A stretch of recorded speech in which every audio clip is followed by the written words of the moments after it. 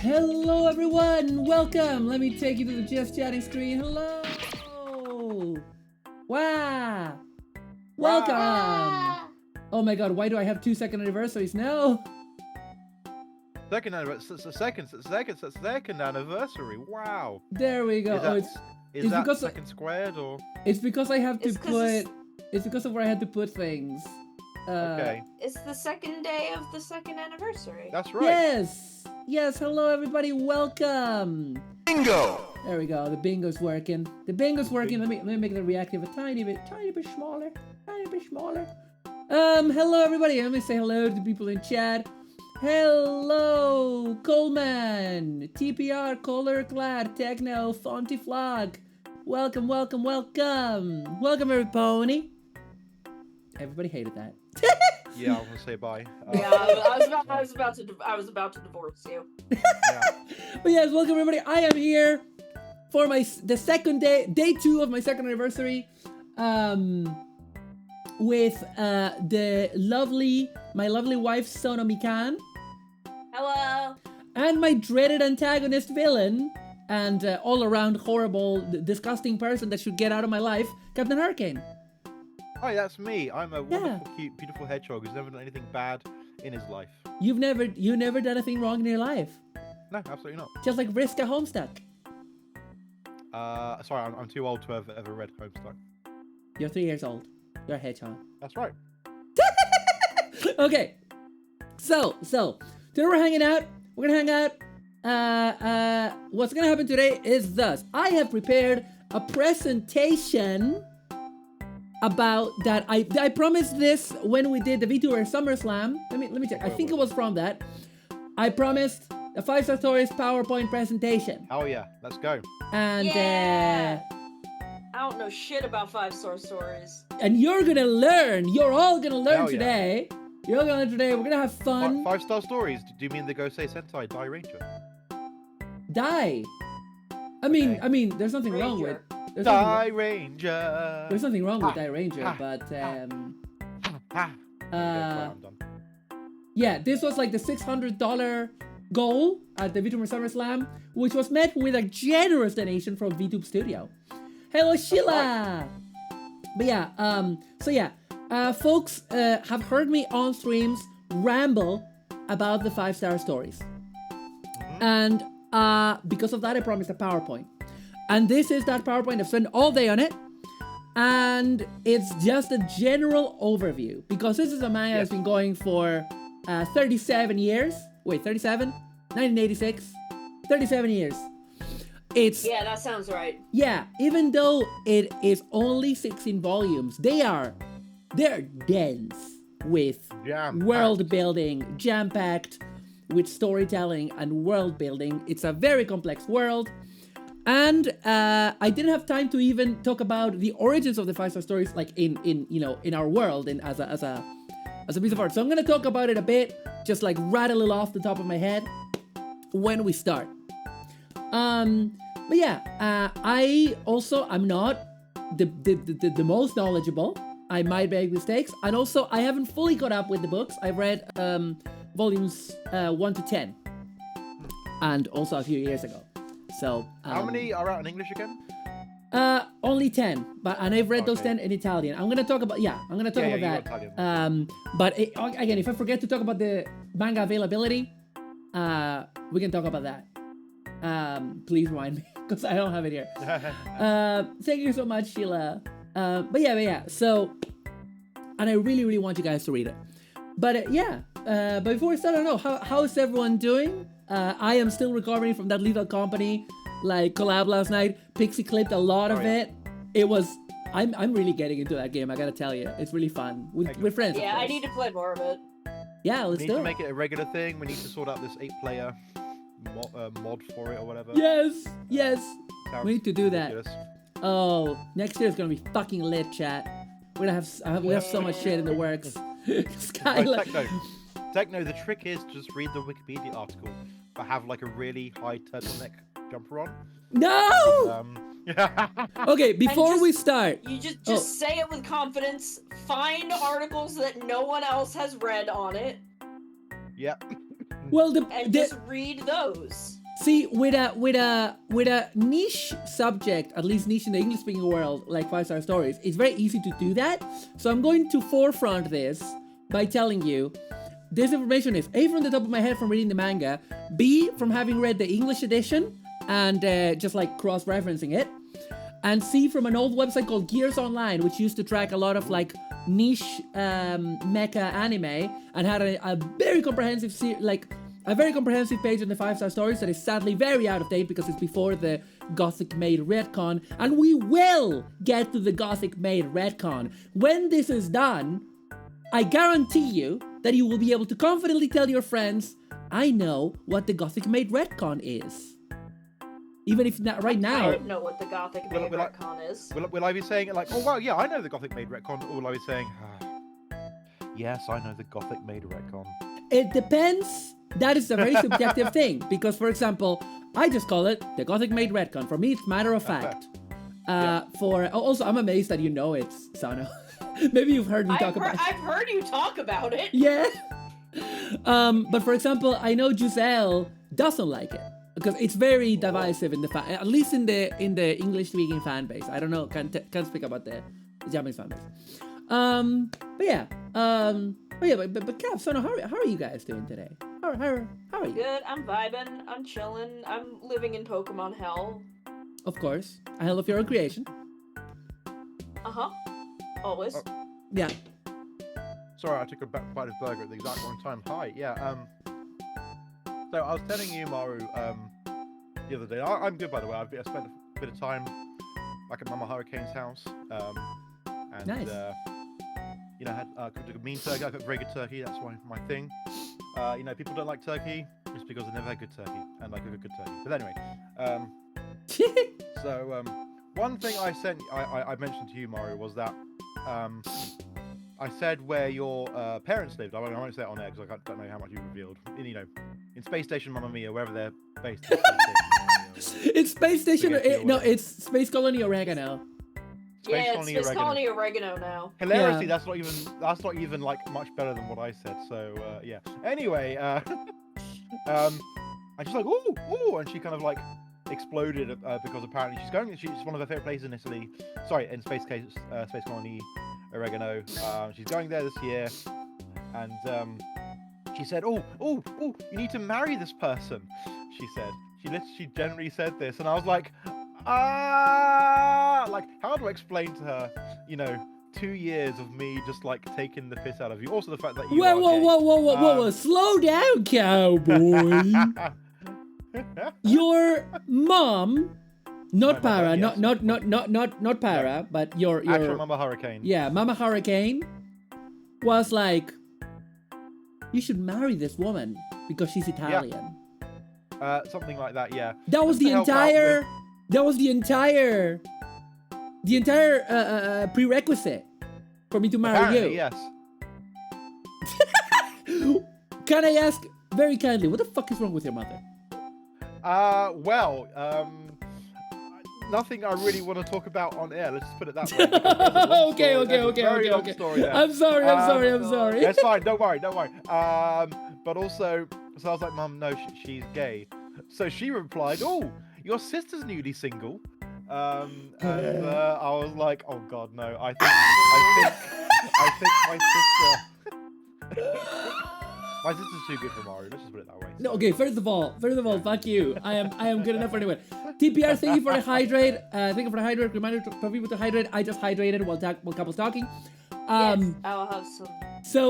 So the funny thing, I think either on stream or off, when you told me that your sister was gay and was getting a divorce, I made a very inappropriate joke.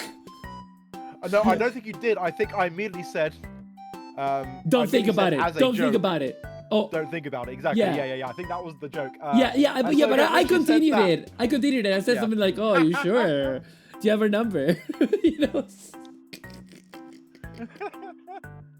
But yeah. Well, I don't Sorry, like. pardon me.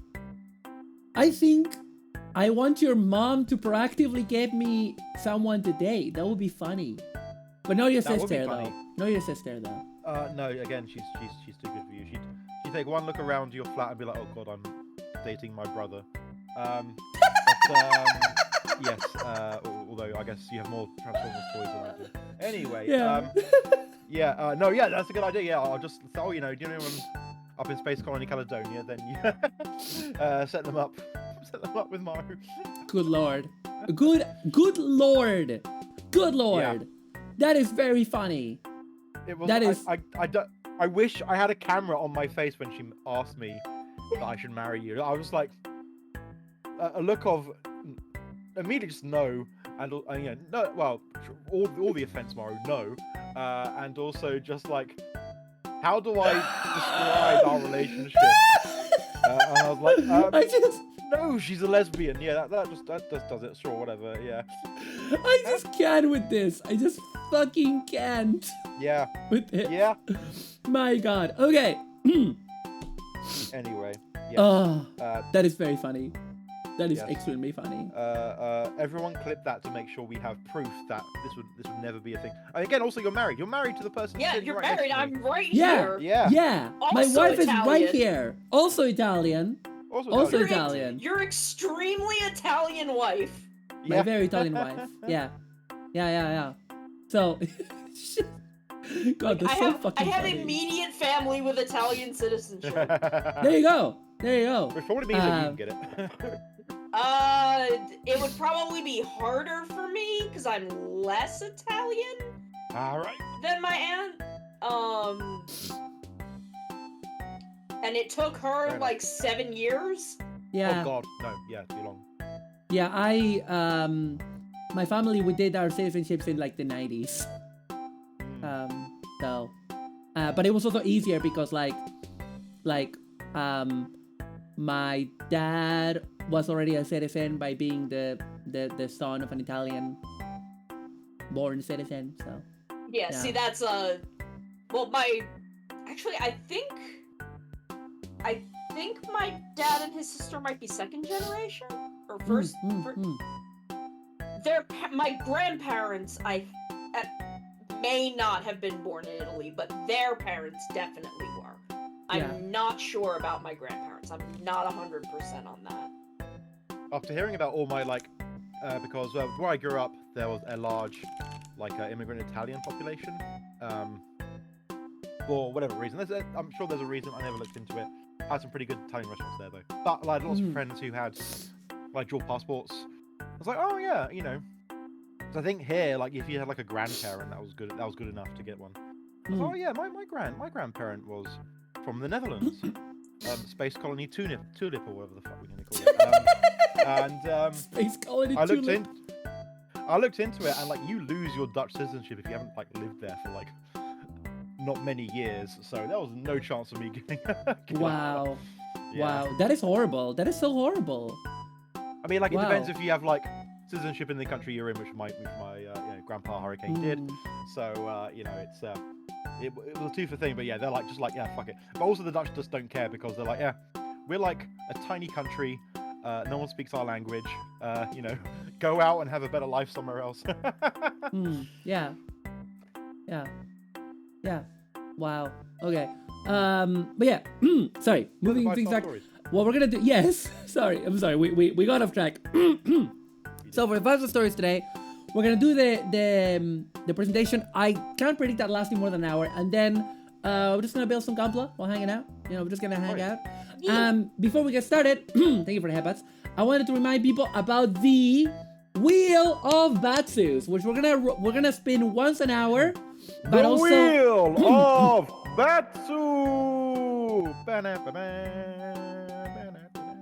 Okay, I'll let you. That's what I said. Yeah. Idiot. But yeah, the Wheel of Batsus, which is right here, and the Wheel of Pain. Every time you donate $5 or more, you're gonna get a spin of the wheel, and I'm gonna draw one of my Gangochi, one of my fan mascots, as you. They're gonna be like a template, and then I'm gonna draw details on it, just randomized details that I'm gonna come up with. And yeah, so let's get started by doing one spin. Also, I don't have chips, so I need to toast some bread if we if we fall on hot chip. Okay, let's go. Spin. God. Ghost Pepper immediately! I have to do a fucking presentation with Ghost Pepper. Okay. You guys talk to Chad. Talk to Chad while I go toast some bread, okay? Oh wow. Oh my god. Oh my god. Hello. Hello, gang. Even I am not happy with Maru. His name is John C.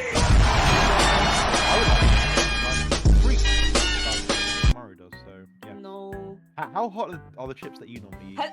TVR, has she already gotten some Fortnite stream? I wasn't around. I wasn't at home yesterday, so I didn't get to see what happened yesterday. I mean, twice. Okay. Oh my god. Are we allowed? She can go to the King Oger training room. Yeah, is she allowed to do some of the racing? Because I'll just race with her. Because the racing is actually pretty good. Does Nina have to play Fortnite now? Do I have to check out some of the other things in Fortnite? Yeah, you can do the rhythm game section of Fortnite. Oh, I do like rhythm games. Yeah. Is it gonna be songs that I care about, or is it gonna be just shit I don't care about? That's a very good question. Has to be vanilla Fortnite. Now, Sky, when you say that, do you mean Fortnite Battle Royale or the actual original Fortnite where you Fortnite or meme Fortnite? Yeah, because original Fortnite is let's prepare our base to defend against the hordes. Okay, Battle Royale. Okay, yeah. Which, I mean, I'm just being fucking pedantic because that is what Fortnite is now. That is what Fortnite really is, I suppose. Okay, the toast is on the way. The toast is on the way. And I have Ghost Pepper sauce right here. It's from Hotheads. It's Nagabu Jolokia, Who Dares Burns, Extreme Chili Sauces, crushed pepper sauce. Oh, it's the Bosco. Yeah. Mr. Yes, Bosco. it's Bosco. Fucking Tabasco ghost pepper. Yeah, no. Bullshit. So it's we Fucking hate this man so fucking much. so we fell on last night. We got the Fortnite stream, which by itself is 3 hours, and every time it falls on Oh, it's an extra hour. Wow. We're also gonna get the VR Troopers watch along. So if we land Oh on my that, God. actually, I should check the what's it called, the wheel. Give me a sec. I will sit in with you on the VR troopers. I need to check the. I thought there was a way to check the results. I Well, you also know. have the first season on DVD for reasons, so I can actually get the episodes for you.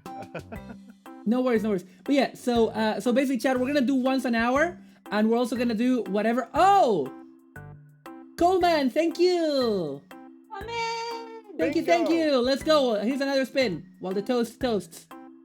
We're gonna get which one is it? No! What? Oh my god. Fuck this! Illegal. Oh my god, fuck this! Oh, 2, okay. Sure, why not? Might as well. We're gonna kill my wife. I guess My I'll wife die. is gonna die on her 2nd anniversary. Rip. I think I saw this bottle of ghost pepper when I was at Maru's House of Robit Toys. Oh my god. And yeah, it looked pretty good, but also very spicy. So You. I actually don't know Maru's spice tolerance. I mean, she can hear us I still, don't- so I don't either, but I just realized I have some medicine that I need to take, so I'll be please back do. in a I have- hot second. No worries, I have a decent spice tolerance, but what I'm gonna do Yes.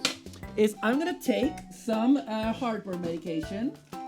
I thought I had some here. I don't. Give me 2 seconds. Cap, talk to chat. Good chat. Hi, chat. My name is Captain Hurricane. I'm apparently Maru's nemesis, but in real life we're good friends. But also she punches me because I'm a little shit in real life as well. But yes, ghost pepper is a wonderful ingredient in food. Hello, Colin. My hot pepper, my hot sauce of choice for punishment is the bomb beyond insanity. Which Okay. For those who, oh hello, you're back. Hi, I'm back. Those Sorry, who no. like- Yeah, go. Like hot Citizens. wings, hot ones. Sorry, that is number 8. The one that trips up everyone because it's just not very nice and way too spicy. Anyway, It wasn't. No worries. It wasn't an anniversary stream. It was a charity stream that I recommend. It was actually VTuber SummerSlam, I think. Okay. I did. And also I did, and sorry, the guys, gamers. I did laugh and lose with the bomb insanity, and like I wrecked my throat. It was great. It was wonderful. Right. So what we're gonna do is, since I couldn't go to the shop to get the options were go to the shops to get hot chips, or finish the 5 stories thing on time. Okay. Oh, But she chose poorly. I chose correctly.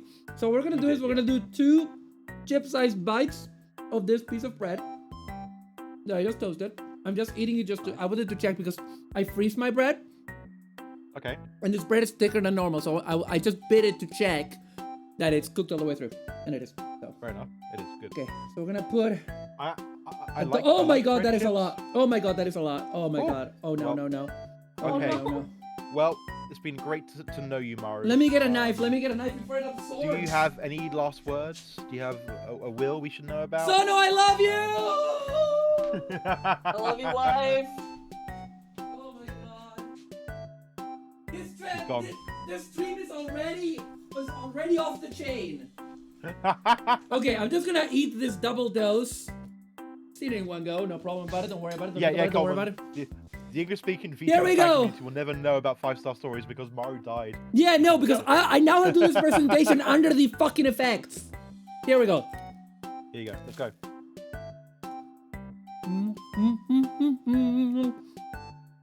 Oh my god, Is it good? tastes great.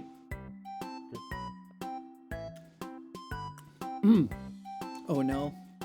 See, for another hot chip stream, I had the buldak, like the noodles they have there, 2XL. Oh, God. Bingo! Oh my god. That sauce is actually quite tasty, but it's very hot. Oh my god. Tastier than the bomb, though. This is quite hot.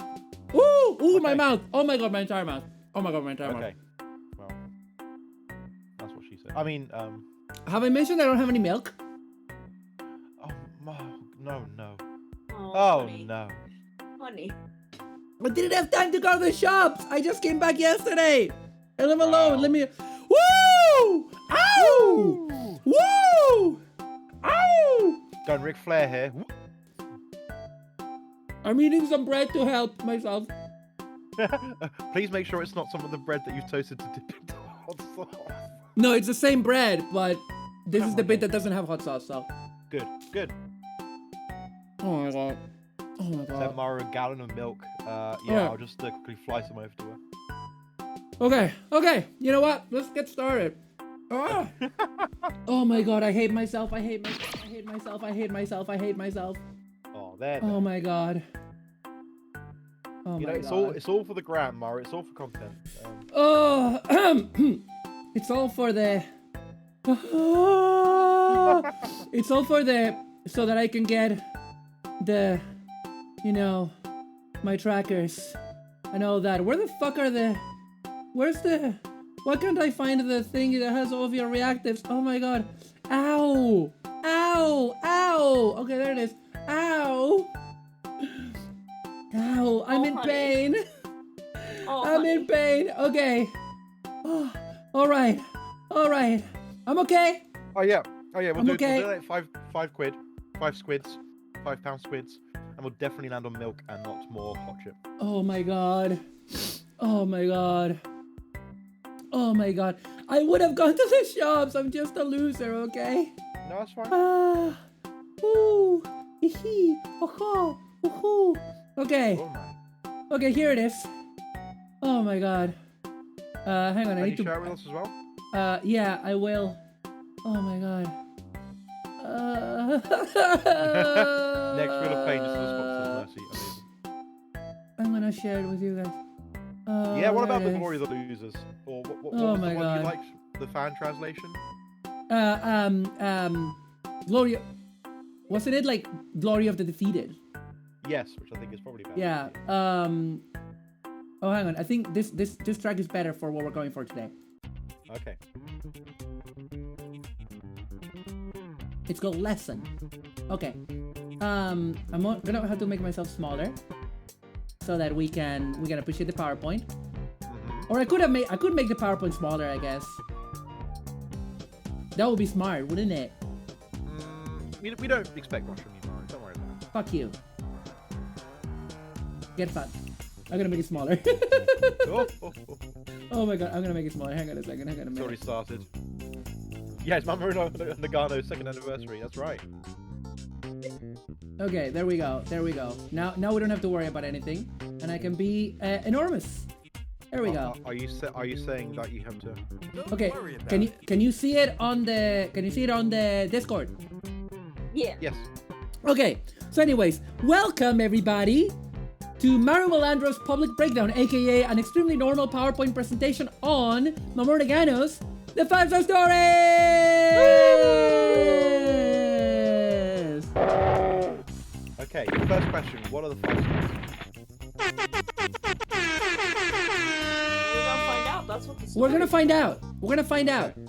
But if you want to know, story's about. if you want to know, hang on a second. Let me go back to the window. Okay. If you want to know, wait. Okay, yeah. Eastern, Western, Southern, Northern, and stand. Thank you. Right. Okay.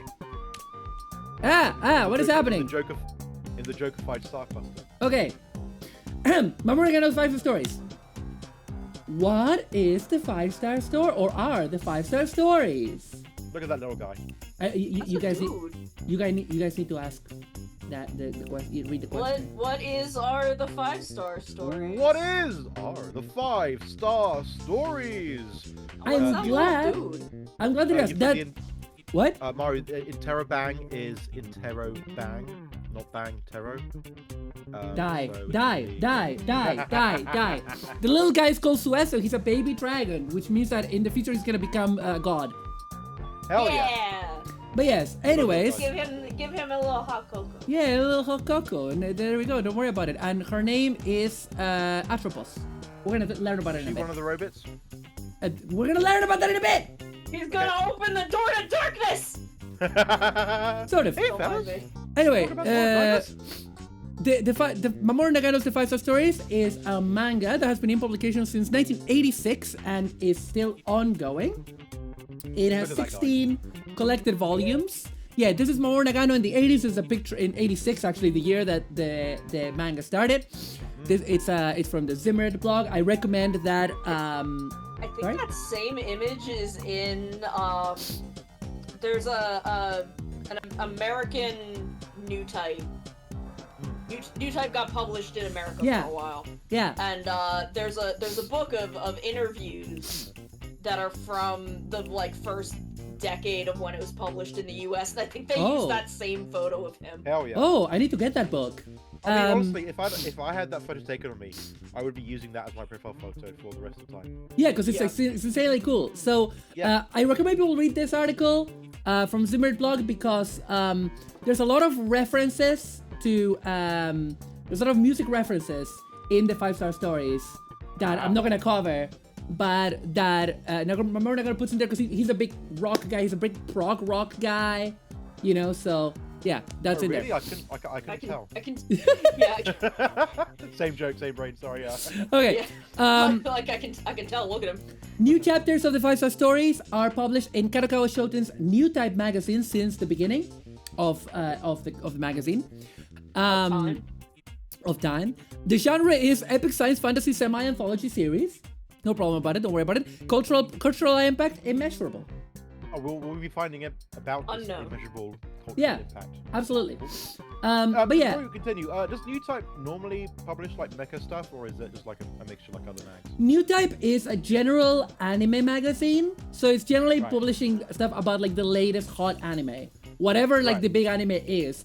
And usually companies tend to make exclusive illustrations to promote on New Type, which is why New Type has like collections called New Type 100%. That is like New Type published illustrations. They of course they have a lot of stuff about Gundam. That's why remember this magazine started in the mid 80s when Gundam was enormous, you know. Yeah. Remember, this magazine is called New Type. Exactly. From Gundam. Exactly. Yeah. So basically let's look a bit at Mamoru Nagano's career. So the guy, there he is. Look at him. Hell yeah. This is a modern photo. Still that same vibe. Exactly. And that Exactly. hair, I mean, Extremely powerful vibe. Extremely powerful. So this man, Mamoru Nagano, born in January 1960 in Maizuru in Kyoto Prefecture. He's a manga artist.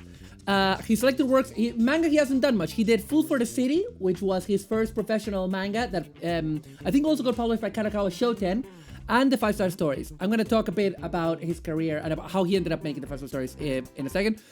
His career actually started in Studio Sunrise, where he was making vehicles for Giant Gorg and Run Vernon Bifam, which are shows that have Giant Gorg has mechanical designs, and I think the mechanical designs are also by Yoshikazu Yasuhiko, but the character designs and the direction is by Yoshikazu Yasuhiko, the director of the original Gundam. Run Vernon Bifam has mecha designs by Kunio Okawara of Gundam, of course. But yeah, basically they hired Nagano because they needed somebody that knew how to do realistic military vehicles, and he was a bit of a military otaku, it happens in nerd circles in Japan.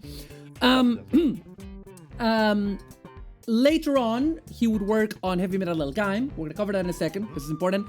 That was the stepping stone towards working in Zeta Gundam, and even doing some preliminary work in Double Zeta that got modified, and some preliminary work in Char's Counterattack. But from both of those, he didn't continue for the full production. We're gonna, And then later on in the 90s, he collaborated with Yoshiyuki Timino again for Brain Powered, but then since then, other than Hananote and a Gothic Maid, which is something we're going to cover very specifically, he's not working on anime since. He has designed a costume for a Tekken character. Oh. Don't ask me about that. I don't know anything about Tekken. Anyway, so Nagano was of that first generation of Japanese anime fandom, like the actual nerd fandom. Hideaki Anno's he's same generation, yeah. And in fact they knew each other back then as well. I think they're roughly same age. Oh my God. Okay, sorry, can I just quickly say the Tekken outfit he designed it's just like some zebra or like Yeah. white tiger outfit. That was not what I was expecting. But anyway, yes, continue. Yeah. Anyway, so excuse me. So Nagano grew up in that milieu, like, you know, military otakus, mecha fans. I forgot to put a picture of this, but there's the famous Anime New Century declaration that happened at a big fan event organized by Sunrise to promote the Gundam movie trilogy. Because because the version in Gundam fandom with Gunpla and everything. And him and his then future wife Maria Kawamura, who is a voice actor, famous voice actor, they were dressed as Char Aznable and Lala Soon. That is a very famous photo, and most people don't know that that's Mamoru Nagano dressed as Char, because he was a huge nerd, obviously. According to Gundam Sosei, what I'm sure is 100% accurate retelling No, of the it's making of not Gundam. at all. But they don't talk about like it's one of the first major cosplay events in Japan. Yes, I don't know if yes. that's true or not. But then they replaced the guy that looks like Mamoru Nagano with like a big fat guy that doesn't look like anyone, and it's kind of weird, honestly. So what you're telling me is that Mamoru Nagano, Lala did become a mother to him. I'm going to move on from this. Questions at the end, please. Please. So anyway, so he starts work in Sunrise and impresses people with his work. Fucking hippie beatnik types like George. I want myself made by cool hippie beatnik types like George Lucas. I'm sorry. That's Tomino's generation, not this generation. Yeah. Although this guy, you know, he's into prog rock. He's into all of that, you know. Anyway, so he starts working on Sunrise. I can't remember if it was on, because Gorgon Bifam came out the same year. He's doing vehicles, military realistic looking vehicles, and eventually he catches the eye of like Tomino like for his talent. And eventually they end up developing Heavy Metal L-Gaim. Now, Heavy Metal L-Gaim, not gonna cover it thoroughly here, but it is important to the story of how the 5-star stories came to be. It was very much a Tomino science fiction show that had character designs and mecha designs by Mamoru Nagano. And as was the style at the time, like the show is very much a Tomino creation. Tomino-style characters, Tomino-style plots.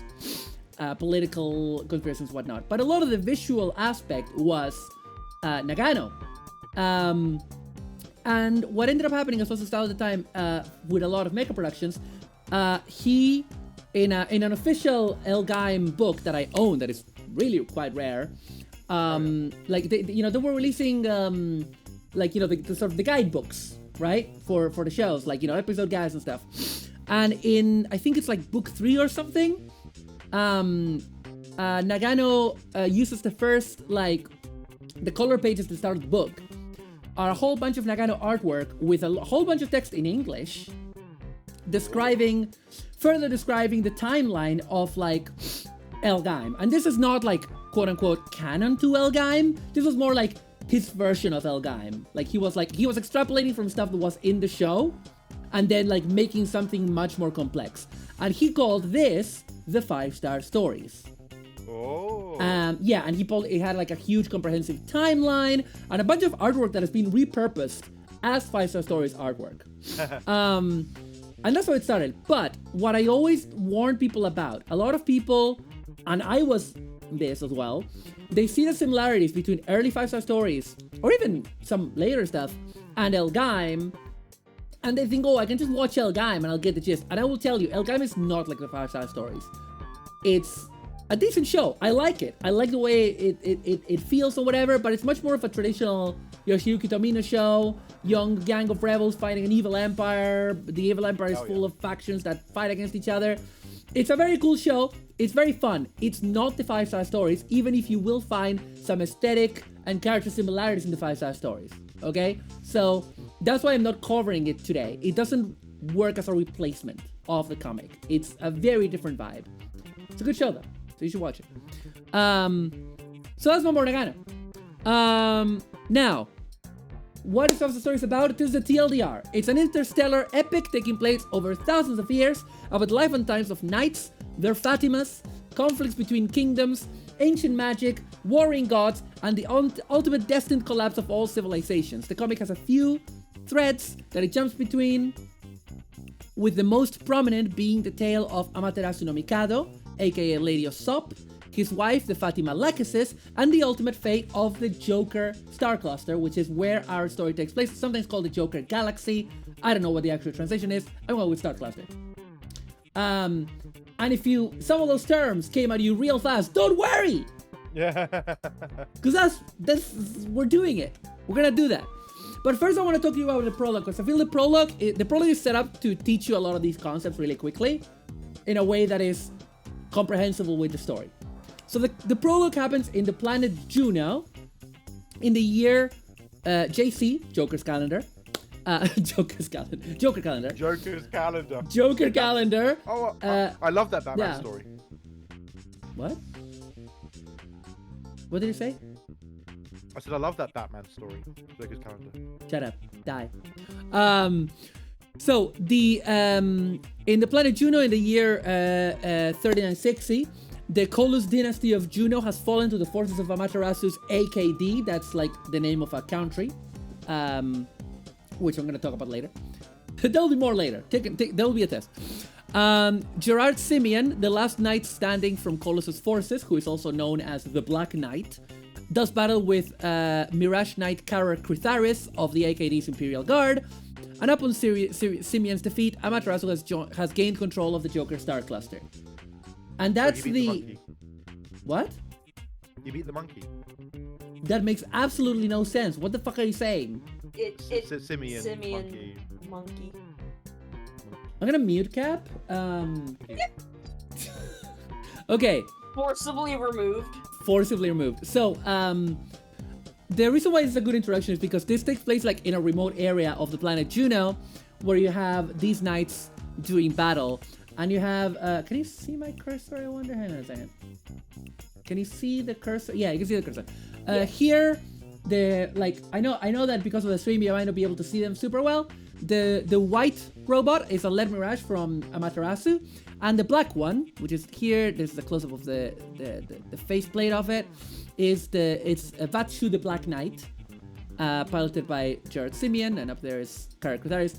Character names don't really matter here, but the point here is that they're showing you a battle between two mortar heads, and in this battle we learn that each of these mecha need two pilots. They need a knight and a Fatima, and the Fatima is basically.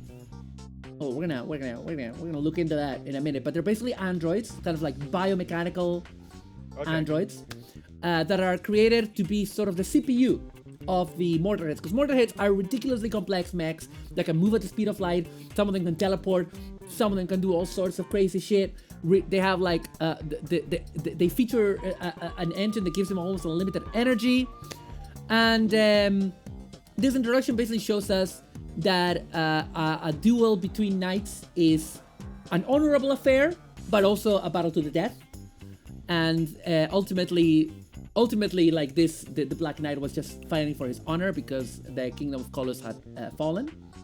And as I said, this cements Amaterasu having conquered and brought quote-unquote peace to the entire Joker Star Cluster. But Amaterasu is actually the protagonist of this, at least for the start of the story. Yes, because... Sorry, please go on. Question. So I have two questions first. First of all... Okay. So, sorry, my apologies, I was just reading myself to copy. You were saying there's many musical references. Do we know if Mortarhead is like supposed to be like a Motorhead? Yeah, Motorhead is a reference to Motorhead. Okay. Yeah. And the second one I wanted to what was the second one I wanted to ask? And it wasn't me being the concept of having like a secondary unit to kind of help pilot your mech, which is something that I've seen in much mecha anime and manga, but I've not read much stuff before the 80s. Is this kind of like the first time this was used in like Japanese media, or is there? Like, I don't know if it's the first time. I can't tell you if it was the first time, but it's definitely the most iconic. Yes. Okay. Yeah. Because this is fairly early on. You have to remember this is mid 80s when like we just have real robots being cemented as a concept. And this is going way beyond that, extrapolating that into very complex world building that we're gonna go into. Hi, Boots. Because like even right now, like Sinduality, that the anime is airing, or will be airing season 2 soon. That has the same concept of like you have your android lady to help you, pilot your little ship. Yeah, that has to come from this. I haven't seen that, so I can't really comment much. But yeah, the prologue just does a good job at like presenting you this battle, presenting you this warfare, and also presenting you the relationship between the knights and their Fatimas, which can be very close. Some can be even romantic. Some can be sort of like sibling-like or parent and daughter-like, depending. But we're gonna go into this more because now we're gonna talk about Fatimas. Hello, the main concept. Like now we're gonna get to brass tacks, talk about fucking concepts. I love the lady whose hair is like cape. That's Clotho. So, the Fatima are like cybernetic, androids created by humans to allow for the control of mortal heads alongside their knights. Fatima creators are known as mates. MEIGHTS. And the galaxy's greatest mate, as the start of the story, is Chrome Balance. Thank you for the headpads. Messias, also hi. I read that as Chrome Ball-Ache, but so go ahead. No, Chrome Balanche. Stop interrupting! Let me finish. Interrupt a bit less. Interject. But if you interrupt again, I'm gonna squeeze you. That's fair. Mario, I've always thought Aura Crony looked like a Fatima, given her proportions. What do you think? She has too much boob. Fatimas are notoriously flat. We've seen them naked many times. They're all they're all like skinnier than skinny human women. And like they're kind of like, if you remove their bones are visible. And they are completely flat. Yeah, she does have big long legs. I will give you that. But yeah, the galaxy's greatest Fatima mate is Chrome Balanche at the start of the story, creator of the unique Fatima Fates series, Lacasis here and also here. This was her this is her later look. This is her look for most of the story. And her sisters Clotho and Atropos. They will become pivotal to the fate of the galaxy. And Fatima are suggested psychological conditioning, rendering them obedient to human commands. They possess superhuman speed, strength, and intelligence, and act as biomechanical CPUs for the mortar heads, helping with, basically targeting and data processing. Fatimas are seen as second-class citizens, with few in the way of personal freedoms, and are required to be fully covered up in public. Like, that is outside of, royal kind of settings. Some volleyball gals could look like they've been through the taffy puller. Maybe. Their often tragic stories form the core of 5-star stories. So how would you say they relate to droids in Star Wars in terms of their being treated as second class citizens? They're extremely different because Fatima, because with Fatimas you have a gender element of right, okay, yeah. There's an entire subplot arc that is about a brothel that sexually enslaves abandoned Fatimas. So great. There is stuff like that. It goes more in that direction. But also I'm gonna talk about Fatima and knight relations. So headliners are also known as simply knights. They are members of a knightly order of a nation. All nations have knightly orders in this universe, no matter their kind of government. Because in this world, we have kingdoms, we have democracies, we have all sorts, but they all have knightly orders. The reason for that is because to be a knight, you have to be descended from the warriors of... I'm sorry, this is... Okay. To be a knight, you have to be descended from the warriors of the ancient super empire Phallus the Canon, which reigned over the Joker Star Cluster in ancient times, thousands of years before the start of the story, with much more advanced technology than we have at the time of the story, in the Joker calendar. They dominated the galaxy in the AD calendar. So it's not a matter of nobility inheritance, it's a matter of genetics. You can be a knight that is found to have these genetics and not have any kind of noble aristocratic background, but you have to have this genetics because only that gives you the superior speed, strength, and reflexes required to pilot a mortar head. A normal person, kind of stress is enough, a kind of baseline human cannot make a mortar head move. Ah. I'm gonna talk about mortar heads High more in a enough minute. midichlorians to do it. Well, it's not midichlorians, it's like reflexes and strength and stuff like that. Knights are assigned Fatima companions, and the Fatima are essentially at their mercy. Knights might treat their Fatima as they please, resulting in everything from knights that treat them as equals, those who become, romantically involved with them, and those who treat them like objects and abuse them. Hi, Peluche! On the right here, we can see this is Aisha Kodante, a knight of AKD. This is just like 2 different looks that she has. And now we're going to go to mortar heads. Are you all with me so far? Enough. As much as I can be. Okay, good. When, I've never had a coherent thought in my life, so I'm doing my best. I like that. There's a reason why What's Her Face on the previous page doesn't always have her hair like that, because there must be a lot of hair gel. Okay, so mortar heads, MH, giant human-shaped war machines, often nicknamed the Electric Knights, based on the ancient machine messiah Mecha of the Super Empire follows the canon. Now the machine messiah. Oh, by the way, incidentally, today I learned Machine Messiah, a song by Yes, from the same album as Roundabout. Incredible. Yeah. They utilize the unique S-Laser external combustion engine. In the world building notes, I do distinctly remember Mamoru Nagano saying external combustion engine is nonsense he made up because it makes no sense. Producing incredible amounts of energy. This is necessary for the incredible functionality they possess, as I was saying, like moving at light speed and like having incredible weapons, beam sabers, the like. And those heels. Sorry? And those heels. And those heels. This is so for example, hang on a second. I think I've lost my cursor. So for example, among the weapons that this specific mortar head has is the huge flame launcher, which is cut off by the picture. This is the lead Mirage, by the way, with the flame launcher unit. It also has mortar heads tend to have like anti-personnel weaponry with like little lasers, like within their, especially within the lower limbs, but also like with some parts of the chest as well. But they're mainly designed to fight other mortar heads, because the key thing is that in this galaxy they see mecha battles as more civilized, because if you can just solve a dispute between nations by having 10 mecha fight, you're gonna lose, I don't know what, 20 Knights and Fatimas, and while they're valuable, like, it's better than killing 10,000 people. It's considered better.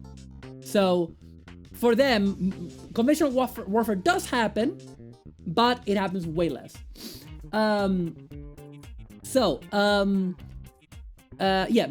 Mortar heads are not mass produced. This is very important. Even within a series like the LED Mirage that you see on the right, like there are many LED Mirages that all look more or less the same. But each of them is handcrafted by a mortar head meister, like a maker and mechanic of mortar head. Yeah. As I said, they may only be piloted by members of Knightly Order. They require a Fatima to act as CPU, and the Knight usually handles like the body movement. Like, so Knights are doing a lot of melee stuff, and Fatimas are doing like sniping and other weaponry and data processing and targeting. Importantly, you can have a mortar head without a Fatima. Not without a Knight, but without a Fatima.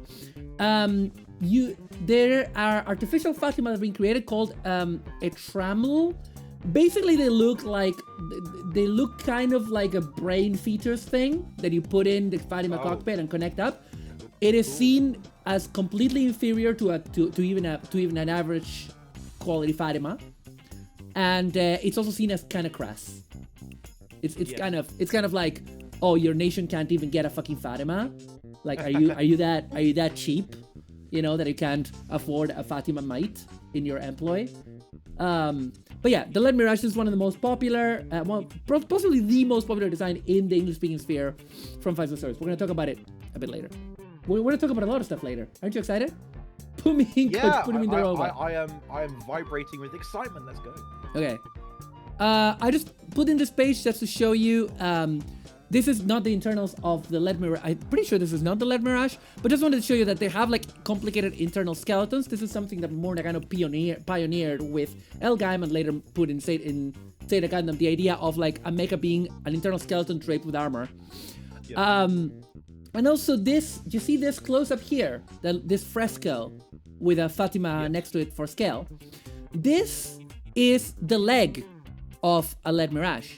Oh. And you can see some beautiful decorations there, but this is kind of to show you that even though you never quite see it in the manga, because each mortar head is handcrafted, they're like works of art. They're full of like beautiful frescoes and artwork on them. Oh. You know? Yeah, so mortar heads are seen as artistic creations as well as weapons of war. So that's why like the people of this galaxy, they see this matter of handling warfare as much more civilized than like traditional, you know, and it makes sense. I'm gonna just talk a bit about a couple of important characters. On the left is Amaterasu no Mikado, and on the right is Lachesis, his wife.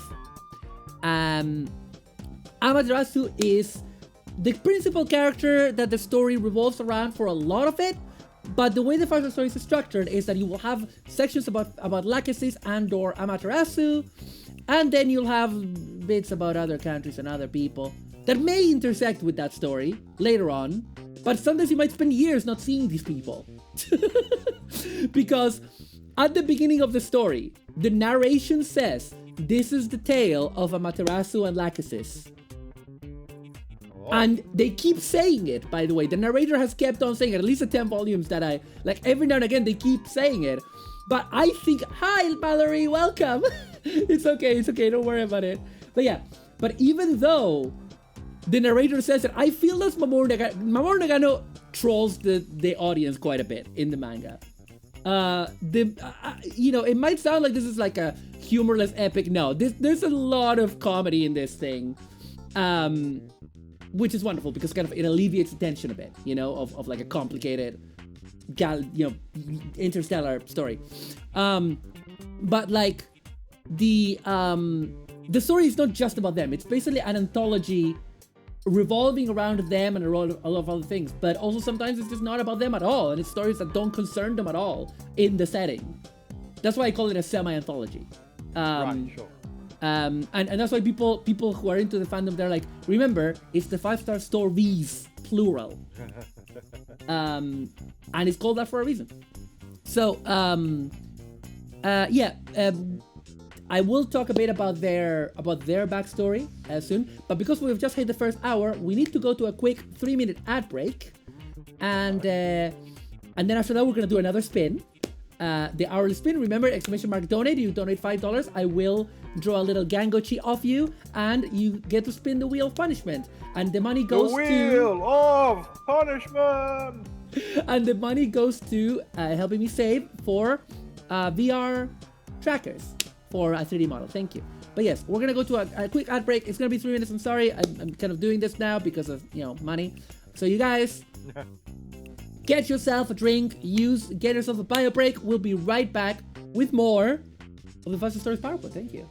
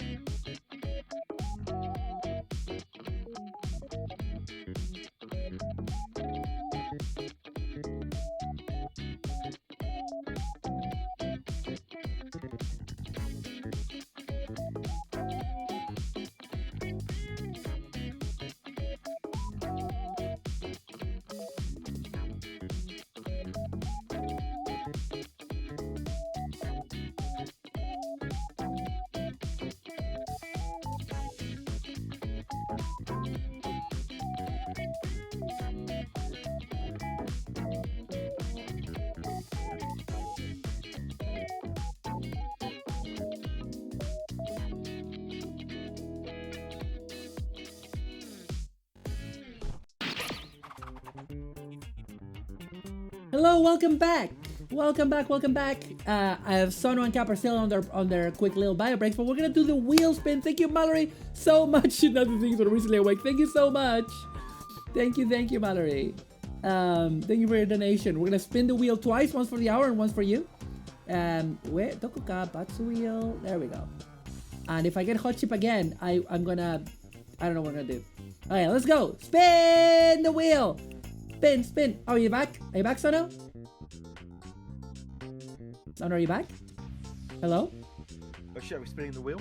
Yeah, we're spinning the wheel.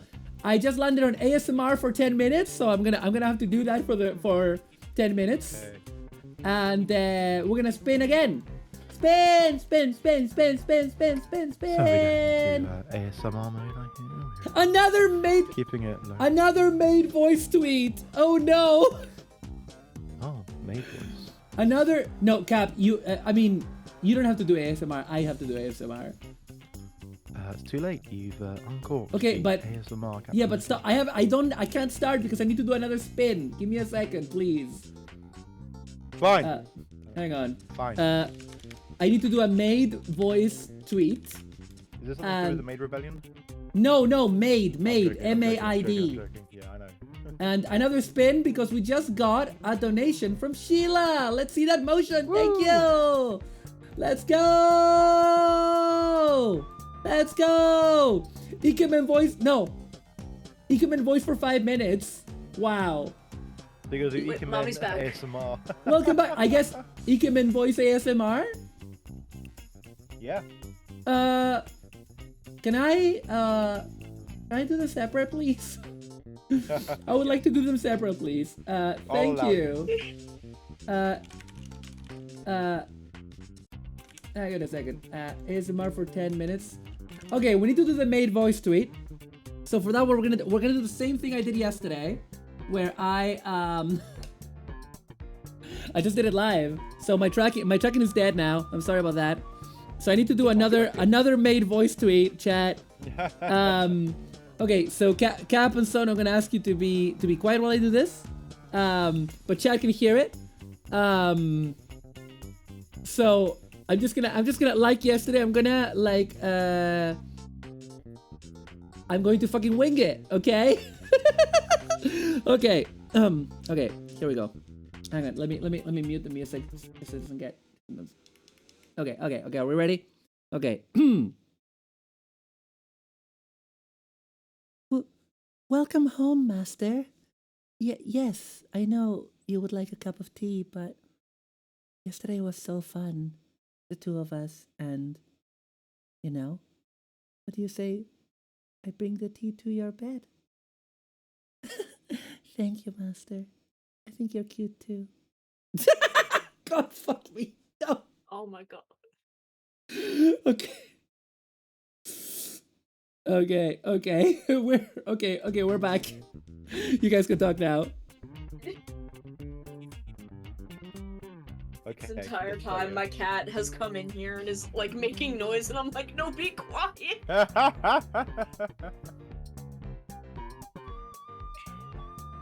God. Okay, here he goes. Okay, sending it. Oh my god. Sorry, the tracking is dead. It's just I have to use the iPhone for the voice tweets because Twitter is a fucking dying website and they're never gonna put voice tweets on fucking Android for some inscrutable reason. It's like watching a car crash. Shut up, Color Clan. Shut the fuck up. Oh my god. Okay, we're gonna do the ASMR. I need to get real close to the mic. And is it posted? Hang on, it's uploading. It's working! It's working. Okay, there we go. There we go. Wizard Mario. Okay, we're back. Okay, 10 minutes of ASMR.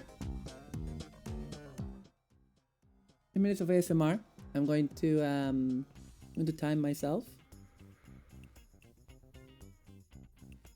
Okay. Cap, I'm actually gonna ask you to not do ASMR because I find it really distracting. I'm sorry. Is that okay? Fine. I'm sorry. It's just like it really throws me off. And I need to concentrate right now. Okay. Right, chat. 10 minutes. Starting right now. Hello. Hi. Hi. So Hello. we're going to keep talking about the 5-star stories. I need to make sure. One moment. I can't really. You're getting raided Oh. by. We're getting raided. Pixie! Oh my word. Okay. I'm getting raided just as I have to do ASMR. It's just my luck, isn't it? Does this sound ASMR enough for you guys on the call? Yeah, sure. Is it? No, don't say sure. It has to be ASMR. Does this sound like I ASMR? don't It know what does- ASMR sounds like! It does sound like ASMR. Yes. Okay, I have increased the cane. Thank you so much, Pixie, for the raid, and welcome to the raiders. Oh, I'm sorry. I can't do. Hang on. Welcome, raiders. I am Maru Malandra. I don't know why I can't do my tracking and ASMR at the same time because I am very stupid. But welcome. This is my second anniversary stream with Patsus. And this Patsu is that I have to do an ASMR voice. So, for 10 minutes. But yes, thank you so much for coming. Hello, Courage. Hello, Pepperjack. Hello, Pixie. And thank you so much for the raid. I hope you had a wonderful time playing Wow. Oblivion.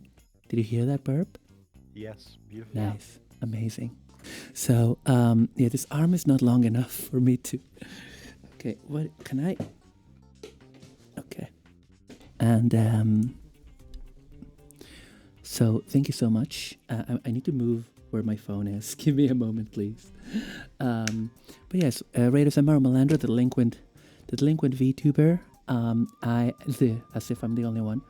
I am doing my second anniversary stream. I'm currently doing a punishment where I'm doing an ASMR voice for 10 minutes. I'm joined here by Captain Hurricane and Sonami Khan. Hello. And we're doing... Hello. Hi, my wife. And we're doing a... I'm stupid and homosexual right now, don't mind me. No, you're good. I love you. You're wonderful. Thank you. Yeah, I'm doing a presentation on one of my favorite manga, the 5-star stories. And welcome. And because it's my second anniversary, I'm also doing a Wheel of Punishment, ! Donate to donate $5, and then I spin the wheel. And right now, after this, I'm going to do an Ikemen voice for 10 minutes because I hate myself. And I've also had to do another mate tweet today, so it's a beautiful day today, you know? Anyways, I'm going to keep talking about the 5-star stories. Okay. But yes, welcome. Thank you. I hope this sounds ASMR enough. I don't have an ASMR microphone. I'm just winging it. Okay. I also hope the tracking is not fucking dying on this. Okay. So, let me hide the Batsu wheel. And, I definitely need a longer arm. So we talked about Lachesis and Amaterasu. Amaterasu, as I said, is a god. I forgot to mention that Amaterasu often hides himself amongst humans as the Fatima, the Mortarhead Meister Lady of Sop. And also, because Amaterasu is a god, there are a few other minor characters who are emanations of Amaterasu. So they are essentially just other people that are independent from Amaterasu, but also are Amaterasu because he's a god. But yes, and we're going to talk a bit about the story of Amaterasu and Lachesis soon. I got lost in the Oblivusi, says Pixie. It was a time. Amazing. We still have 5 minutes, folks, of ASMR. So, let's continue. The major nations and organizations of the Joker Star Cluster. So the main one that a lot of the story revolves around is AKD, that is Amaterasu Kingdom de Mesne. Now, AKD hails from the planet of Delta Balloon, and it's the only planet at the outset of the story that is united in a single nation, which is AKD, which is basically a number of kingdoms that have banded together. All other planets have multiple nations within them. The AKD has has two orders of knights: the Gods Knights, which we're not going to talk about because that's too complicated, and the Mirage Knights, the more famous ones with their iconic blood cross that you can see up here.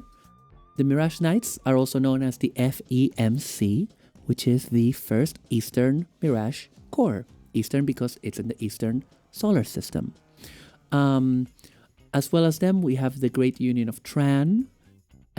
We have the Trio de Colus, which is three nations of the planet Juno that banded together as the Kingdom of Colus. We have the Fillmore Empire, which later in the story, through successive retcons, we learn that it is actually descended from the ancient Tharus de Canon Super Empire. I am sorry, a lot of this is just gonna be just like this. Words. A lot of it is words. And they have their Fillmore Knights, which are also very important to the story. I think I just put Justacarg there because I thought their name was funny. I don't know anything about them. The Pied Piper, I can't remember if they're like an independent fighting force. Dharmas Kubalkan is like a holy kingdom that is very religious, hence why it has a lot of Catholic crosses. And the Olympic rings. Yeah, and it has their most famous mortar head, also one of the most popular ones in the English-speaking fandom, which is the Bang Doll. The Bullray Mercenary Knights are just a bunch of mercenary knights that have rainbow-colored mortar heads, but they're actually working for the Fillmore Empire. Yes, Cap. Oh. Gay, homosexual, gay. I was gonna say, yeah, it's the gay Coca-Cola logo. Yes. These are just some of the nations, just some of the major nations. I believe Fillmore has a different name that is for like when it's more the whole. I don't know. It gets very confusing. Oh my god! Thank you so much, Pixie. Ooh, Pixie. Pixie, thank you. I just love watching you suffer. That's right, Pixie. Oh my god. Thank you. I still haven't even done the Ikemen voice for 5 minutes. This is just the Maru voice for 10 minutes as ASMR. So, ASMR, if you will. This gives you a general idea. This comes from the English edition of the manga of what the Joker Star Cluster looks like. It has those 5-star systems. Well, it's technically 4. Well, sort of. See, the thing is, Stant is a comet that travels through the star system, and the underlined planets are planets that are inhabitable and can sustain life. But to give you an example, Juno is a planet that, while it has humans in it, humans don't come from it. Humans colonized it. Juno is actually it's described as being in like a Jurassic age, and it's full of jungles and dinosaurs, for example. Hell yes. You know, I can make a park there. Yeah, you could make a park out of, you could make a religion out of this. You have planets like Pistaco, which is like an ecumenopolis that I think is also a center for like the mining industry. You have my favorite planet name in all of it, Calamity Goddess, which could also be translated as Calamity Goddess, depending on the transliteration. And this is just like to give you a general idea. Delta Balloon is where Amaterasu's kingdom is. Juno is where Colus is. I believe Fillmore is in Calamity Goddess. I can't keep track. Or maybe they're in both, which is a planet called Both. Wonderful. I love that as a planet called Buster. Oh yeah, because Buster launchers are a technology in this universe. Yes. So, Okay. now we're going to talk a bit about the actual plot. I just wanted to give you all of that introduction so that when I talk about the plot, it makes some modicum of sense. Because otherwise, it kind of doesn't. Well, you tried your best. Let's just put it that way. I'm doing my best. When you read it, and you will read it, planning to. yeah, you will see that. Oh, the balloon Maru. I think I deactivated that a while ago. Oh my god, it's over. Oh god, thank fuck. over. Oh, thank fuck. Okay. ASMR is over. We're gonna do a wheel spin. Give me 2 seconds because I need to also need to do a couple of things here. Oh shit. Okay. Okay. We need to do that. And we need to do a spin before we go into Ikem and Maru voice for 5 minutes. All right. Thank you so much, Pixie, for the donation. Remember, you guys, !donate. You can donate towards me having 3 trackers. We are like almost 20% the way. I don't expect people to dig into the buckets. Like, Christmas just happened. It's a tough time out there. If you can, no, don't feel obligated. Because, I'm going to keep this fundraiser going. Not the Bats Wheel, but I'm going to keep the donations coming. But yes, let's spin the Wheel of Pain. Spin it. Yay! No! No! I have a lot of other things. It keeps falling there. Why? Why? Oh my god. It just wants you to suffer. Do we want... Okay, I'm gonna leave it... Okay. Gotcha luck. I am going to tell... Okay, Pixie, since this one is for you, do you want me to do... Because I already... Before you guys rated, I did a made voice tweet already. Do you want me to do another, or do you want me to respin for you? Either is fine. Just tell me what you like. No. The options are respin. The options are made voice tweet or respin. Okay, let's go. Let's respin it. Let's go. Let's see where it lands. Made voice tweet. Where is it? Can't this say that Gundam for the rest of the stream? So, for this to properly work... Oh my god. I need to be... I need to be baited into this. Because otherwise I will not talk about it. Perfect that I'm here then. Yes. Oh my god. Yes. But by the way, to say the Gundam, remember I mean the mecha? Well, let's say the mecha and the anime. I can't do this either. I can't complain about either. For the rest of the stream. Captain, this is your moment.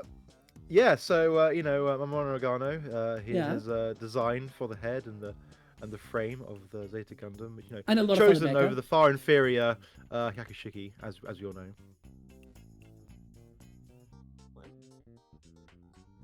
Just because the Zeta Gundam is good doesn't mean the Hakushiki is bad. Well, there we go. I win! Maru wins. Anyways. Maru wins 1-0. 1-0. But it's now time for Ikemen voice for 5 minutes. You guys are not ready for this. I did it yesterday. I'm never ready for this. I'm always ready for this. Hey Sano, are you ready for this? How are you doing there? Stop, I'm gay. Beloved wife. Beloved, cute, adorable wife. I think this is a really good time for me to bring up the surprise that I was talking about. Surprise! You see, I commissioned a few months ago a friend of mine, Aurelino, to make artwork. You'll have to see this on the stream, I'm sorry. But please behold this beautiful artwork of the two of us. Wow. Yes. So. Oh my god, I kind of remember you asking me for, like, a reference image for this pose. Oh, yes. What you can't see is that Sono is standing on a very tall box. It's true. But yeah, I commissioned this extremely cute and extremely gay artwork from Aurelino at Aurelino channel. Let me find the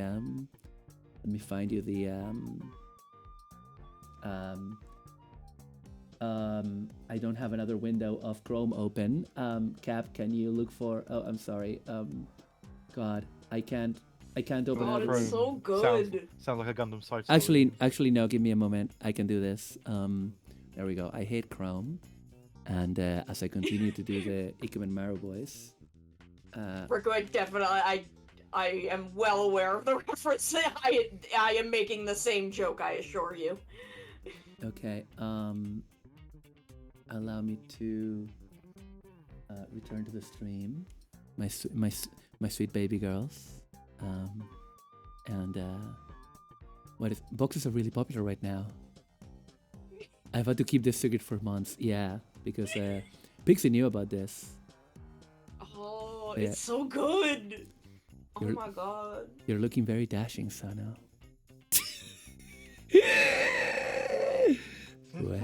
Way indeed, my beautiful wife. Too Artist. gay for this shit. Yes. The artist is my friend Aurelino, the Argentinian Archangel, VTuber, wonderful streamer. I am one of his 69 wives. No, 69 girlfriends. Nice. Yeah. He's more into gyarus though, but that's okay. When are these 5 minutes gonna be up? Oh, we still have 2 minutes of Ikemen Maru. But yes, Sono, I have a transparent version of this as well. And What's transparent? Oh. yeah. Oh, so this, I have to update my my transitions with all this new art Yeah. that is happening. I'm really happy with the booba mashing on this. Yeah. Oh my god, yes. And It's true. I am in full gay panic mode right now. it's really funny because in the artwork you look so confident, and I'm the one that is like, oh girl. But yeah, the smoosh. See, I do have huge booba. I told you. But yes, folks. But also, it accurately portrays your flat ass as well. No, I am just leaning, you worm. You worm, you absolute worm. But yes, I'm very happy that I can finally show you guys this. Aurelino did a stellar job. Please commission him. Sono has clearly all the cake in this relationship. Well, I have a bit of cake, you know, for any command. You have a small muffin top. I mean, yeah. That's sexy though. You can grab onto it, you know. You can like, you know. But yeah, Sono, before Ikemen Maru dies, let me tell you, the moon is beautiful tonight, isn't it?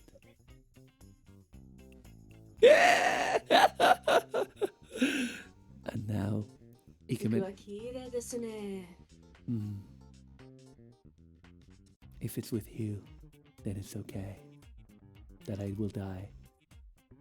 In 20 seconds. No. In 20 seconds, Ikemen Maru will die forever. And that's actually 10 seconds. Thank you for the memories. Thank you for your help.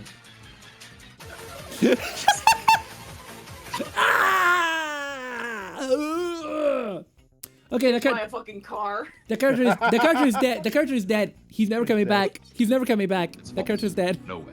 Not this time. We created it. Not this time. And his name is John C. Beautiful, great. And So bingo. I'll come back into the room now. Yes. Okay, so now that all of those were done,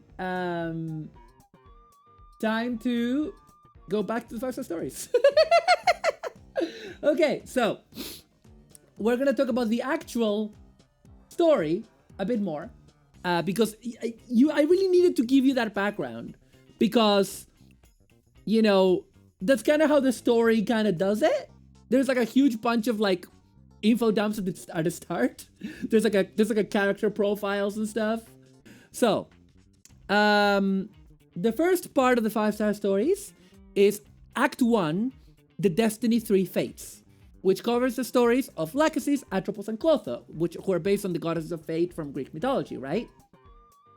Yes. Yes. The three fates in Exactly. Greek mythology. Yeah, the 3 fates, yes. So, Yes, Fate Stay Night, Fate Go, and another one. Fate Zero. can I kill someone over the internet? Those, yeah, those are all the same thing. Are they? Oh, I don't fucking. Yeah, they're all the well, same thing. They're all in the same franchise. But yeah, so after that prologue, which took place in hang on, what year did I say? I'm sorry. Has Courage appeared to Oh? correct Oh, my no. ass about Oh, no. fate? I'm sorry. Oh no! I'm Oh sorry. no! No, what have I About done? fate? No, What have I We're all done? gonna die. it's fine. It's fine. You might have called me with it, but it's fine. This is a 5-star story stream. You're good. You're Yeah. good. You're good. Hi, Courage. Frame 1, yeah. But yeah, welcome, Courage. Welcome. Yeah. So, did Cap say something wrong about fate? Honestly, I didn't hear anything. Pixie just yelled at me. They're talking about fate, and therefore I was here. Amazing. But yeah, so Okay. First, let me catch you up on the joke. The three ladies here are named after the fates in Greek mythology. Cap said, Fate Go, Fate Stay Night, and Fate Zero. And then I said those are all the same thing. And then corrected myself to say they're all the same franchise. Yeah. And then you appeared, and Cap and I were both convinced we were gonna die. No, it's fine. You're spot on. The Nasuverse is a multiverse. Everything is canon. You could have made the joke about the 3 roots inside the Stay Night, but it's fine. You're good. Your joke Yeah, still holds up. it's Saber, and Saber. Yay. Yeah. My joke is correct. Your joke is technically correct. Don't worry. Yes. okay. I hate it when he's okay, when he's correct. So Well, here we no go. one hit me all the time then. So as I'm out here making fucking gachar jokes because the villains are also named after the fates from Greek mythology. Oh Of my course they God. fucking are, yeah. So, the prologue took place in the year JC 3960. So, for the rest of the story, we're actually going to go back about 1,000 years. Why not? Because that's when Amaterasu conquers the Joker Star Cluster. But we're not concerned with that. That's the future right now, because Oh, God. the main part of the story is now going to go back to the year 2988 in the planet Adler. And it's called Destiny Lachesis. Now, this is book 1. Like, this is literally the volume 1. What's 1,000 years between friends? Exactly. So, volume 1 is about how Lachesis is completed by Crombalanche. And when a Fatima is completed, they have a debut. Like a VTuber. Like when a VTuber model is completed. And Is that the same person who is also actually Amaterasu, or is that a different? No, this is gonna be Amaterasu's wife. No. But the builder. The Oh builder. no, because he's a Fatima mate, not a Mortarhead Meister. Okay. Because Amaterasu. Look, I can only keep so much information straight in my Let head. me de-lingo it. Amaterasu is a builder and designer and mechanic of Mecha. Crombalanche is a creator of Fatima. Okay, Oh. I mixed those two things up. No worries, it's very easy to They're- mix it because it's Might and Meister. Yeah, Like- they're all made of words. Yeah, And I yeah. have never had a coherent thought in my life. exactly. But this is why we ask questions, to learn. Exactly, Yes. exactly. And your questions are proper and good, not like Cap's, which are annoying and bullshit. Because he's trying to do I mean- stupid bits, like an idiot, That's correct. like a fool. Anyway, so Well, I can only be funny unintentionally. Yeah, if only But you I are, could though. be, if only my bits could be as good as the Zeta Gundam's design. You're so right. it's a very popular design. What? Chuchi That's doesn't true bring though. herself Sheila, that's why. Yeah. Yeah. Yeah, Chuchu has it. No, the Zeta Gundam is a very popular design. It sells a lot of model kits.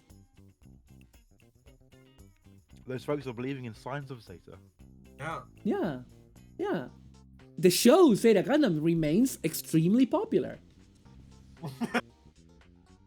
With like a lot of the Gundam fandom, both in Japan and abroad. Yep. Yeah, that's why they keep making the kits of all of the different mobiles, because it's a very popular show. Haman Summer, my beloved. Oh yeah, I love Haman. Haman is great. But yes, so part 1 is about the debut of Lachesis in society, and Lachesis. A Fatima debut is when a Fatima chooses their master, right? That is basically the only bit of free will that they're kind of allowed for the most part. I was gonna say, yeah, a bit of free legally, will, but that's it. Okay, yeah. cool. But Lachesis had actually been promised to Amaterasu. It's a bit weird. Oh. They meet when she's because like I can't remember what the lore is, but I think it's something like Balanche actually made these Fatimas mature over like 20 years. So Amaterasu met them as kids. And Lachesis was like a little girl, and she was like, "Oh, you should come back to find me with a knight of gold, and I'll get married to you, Mr. Sop." But it's showed as a silly thing, but that gets imprinted in Lachesis, and when she's like an adult and gets her debut, she wants to go with Sop, of course. And it's like a whole thing because Sop, even though he is Amaterasu, people don't know it's Amaterasu. Thank you for the follow, Bit of Joy. People don't know that Sop is Amaterasu. People just think Sop is like a very well-known mechanic and creator of mortar heads. Just when I loaded the stream because I was making salad, slowly posted and thought it said the Three Fates lesbians. No, sadly no. Sadly no. At least 2 of these girls. Yeah, definitely no. I'm sorry. I'm terribly sorry. Peanut butter baby megalovania. What? What is happening? What? Happy second anniversary. Thank you, Coyote. So it's all. Amaterasu is born a god. Amaterasu is born a god. Who is this? He's the son of the previous Amaterasu, who was also a god, who was kind of the same person, but also not. It's okay. Don't worry about it. Don't worry about it. Don't worry about it. Cap, Don't think about it. Cap, Don't worry about Cap, it. say the like. Don't worry about it. Thank you. Don't ask questions that you don't want the answers to. That's correct. No, but do ask questions.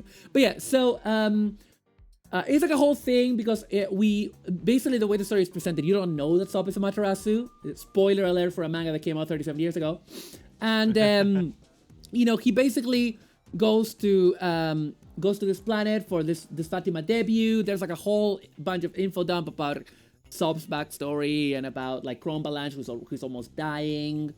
The governor of the city of, I think, Bastogne, where the debut is taking place, he's like a ruthless kind of evil guy who is hoping that the Fatima will go to one of his nephews who are knights and who have shitty mortar heads with shitty Etramal fake non-Fatima. But basically, of course, the debut happens and she chooses Sop, who is not a noble or an aristocrat at all. And so it's a big scandal. But he gets backed up by King Colus, who's like, no, these people are destined for each other, and actually I'm back in this union and whatever. But the governor of Bastogne is not gonna have it, and so they run to the they escape to the desert, Sop and Lachesis, in hot pursuit by the mortarheads of the kingdom of Bastogne, whatever it's called. And then, buried in the sand, turns out Amaterasu made her a Knight of Gold. The Knight of Gold, that's what it's called. And it emerges from the sand. They both jump in and pilot it and kill the hell out of the guys. They go back to Delta Balloon and they get married in front of the Knight of Gold. And then you find out that Sop was Amaterasu all along. In the middle of the story, there was a part where Amaterasu shows up at the big function, but it's not actually Amaterasu. It's Aisha Kodante, who is his Kagemusha, who is his body double, basically. But yeah, so that's volume 1. Damn. The prologue, and that's volume 1. That's part 1. Part 2 is a couple of volumes long. It's all about Clotho. Happens like a year later. Starts a year later. And it's about how the Colus dynasty in the planet Juno, the Tree of the Colus, also known as, are in war with the neighboring small country of Hagoda. But Hagoda are not a powerful country, but they're totally wrecking Colos's shit. So, also, sorry, bit that I forgot from part 1. Lachesis' sister Clotho also meets King Colus and kind of has some kind of vision of destiny, and she's like, oh, I wanna go with him. And they don't have a debut for her, and people are like, oh no, we can't do this. And then some other noble shows up and says, no, I approve of this, it's fine. So she goes with Colus, who is a good dude. Well, a decent dude, for a king, whatever.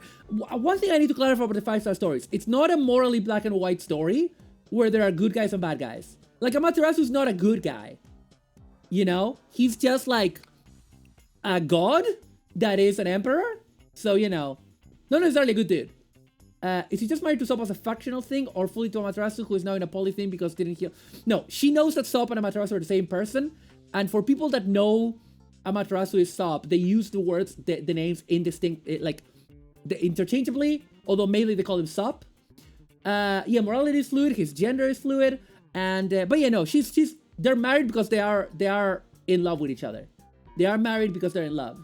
But it's not this super romantic thing in a way. It's kind of nebulous because the comic doesn't just give you the answers. You're meant to kind of interpret it.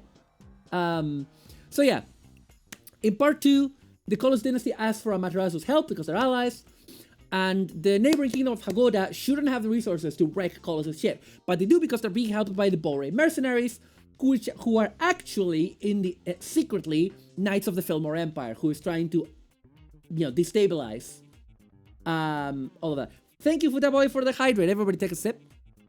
Sippy. Hey. But yeah, I am going at light speed because there's like so much story and so many characters that I'm overlooking here.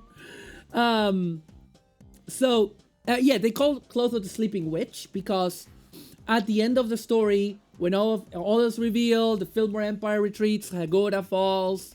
I think the Queen of Hagoda is forced to commit suicide. It ain't pretty. What happens is that Kolos goes into battle piloting a mecha, a mortarhead that he made, which is considered to be probably the best mecha in the galaxy, called the Junoon, which actually nowadays has been renamed as the Engage, as part of the Engage series, because here's an important thing about the 5-star stories. It's being constantly retconned. So, like, it's constantly retconned because the whole thing about 5-star stories is that it's essentially Mamoru Nagano doing a prog rock riff on all of these ideas for 37 years. And when he wants to change something, he does. And we will come to that later because that will be important later. But yes, it's called the Junoon, but later on it's part of the Engage series because many others of the Engage series are going to show up. But yes, so what happens is, if I remember correctly, Kolos dies in battle. And the mortar heads are biomechanical, and they're kind of implied. Some of them are implied to be sentient. One of them turns up later on in a different timeline as a god. Don't think about it. Oh. Don't worry about it. Cap. Don't worry about it. Thank you. And the Junoon during battle seems to gain some sort of minor sentience, but basically it goes to sleep. And is destined to reawaken to be piloted by Kolos's great grandkid in like 1,000 years from now. And so Clotho goes to sleep inside of it because she knows, because the Fatima Fates have like some kind of like idea of like the future because they're the Fatima Fates. They're the Fates. And she locks herself to sleep for 1,000 years inside of the Junoon. It's very tragic. It's very sad. Lachesis is very sad, and it also That's sad. What? Alexa, play Morigoro Gundam. Alexa, play Hitomi no Naka no Far Away, which is gonna take us to our next slide in a minute. But yeah, and as Clotho locks herself with the Junoon for 1,000 years, the queen of Kolos turns out that she's pregnant. So she's like, Kolos is, his legacy continues within me, and so it's like, life continues kind of thing, cyclical, all that kind of jazz. I wish I could sleep for 5,000 years. Imagine how refreshed you would be. Yeah, exactly. Now, you may notice that I did say the prologue of this was 1,000 years in the future. It's because in the future, a lot of that story is going to concern the galaxy fighting Amaterasu because Amaterasu has taken it over. Because I'm going to give you a long-term spoiler for 5-star stories. Amaterasu's idea is that the only way to unify the galaxy to stop having stupid wars and stupid conflict and stupid death or whatever is for him to conquer it so that everyone unites against him. That's his idea. That, okay, yep. Yeah, that's his dumb plan, which is dumb. He's Rackley's. Yes. Rackley's. Oh yeah, he's Rackley's 37 years before. Lelouch Free Britannia. Yeah. I was gonna say that too. Yeah. Again, this part of the story has been evident since the beginning because even in Volume 1 there was a timeline that spans. Let me grab my 5-star stories actual printed Italian Sorry, comic. Rakajira. I haven't heard a plan that dumb since Cookie. Damn it.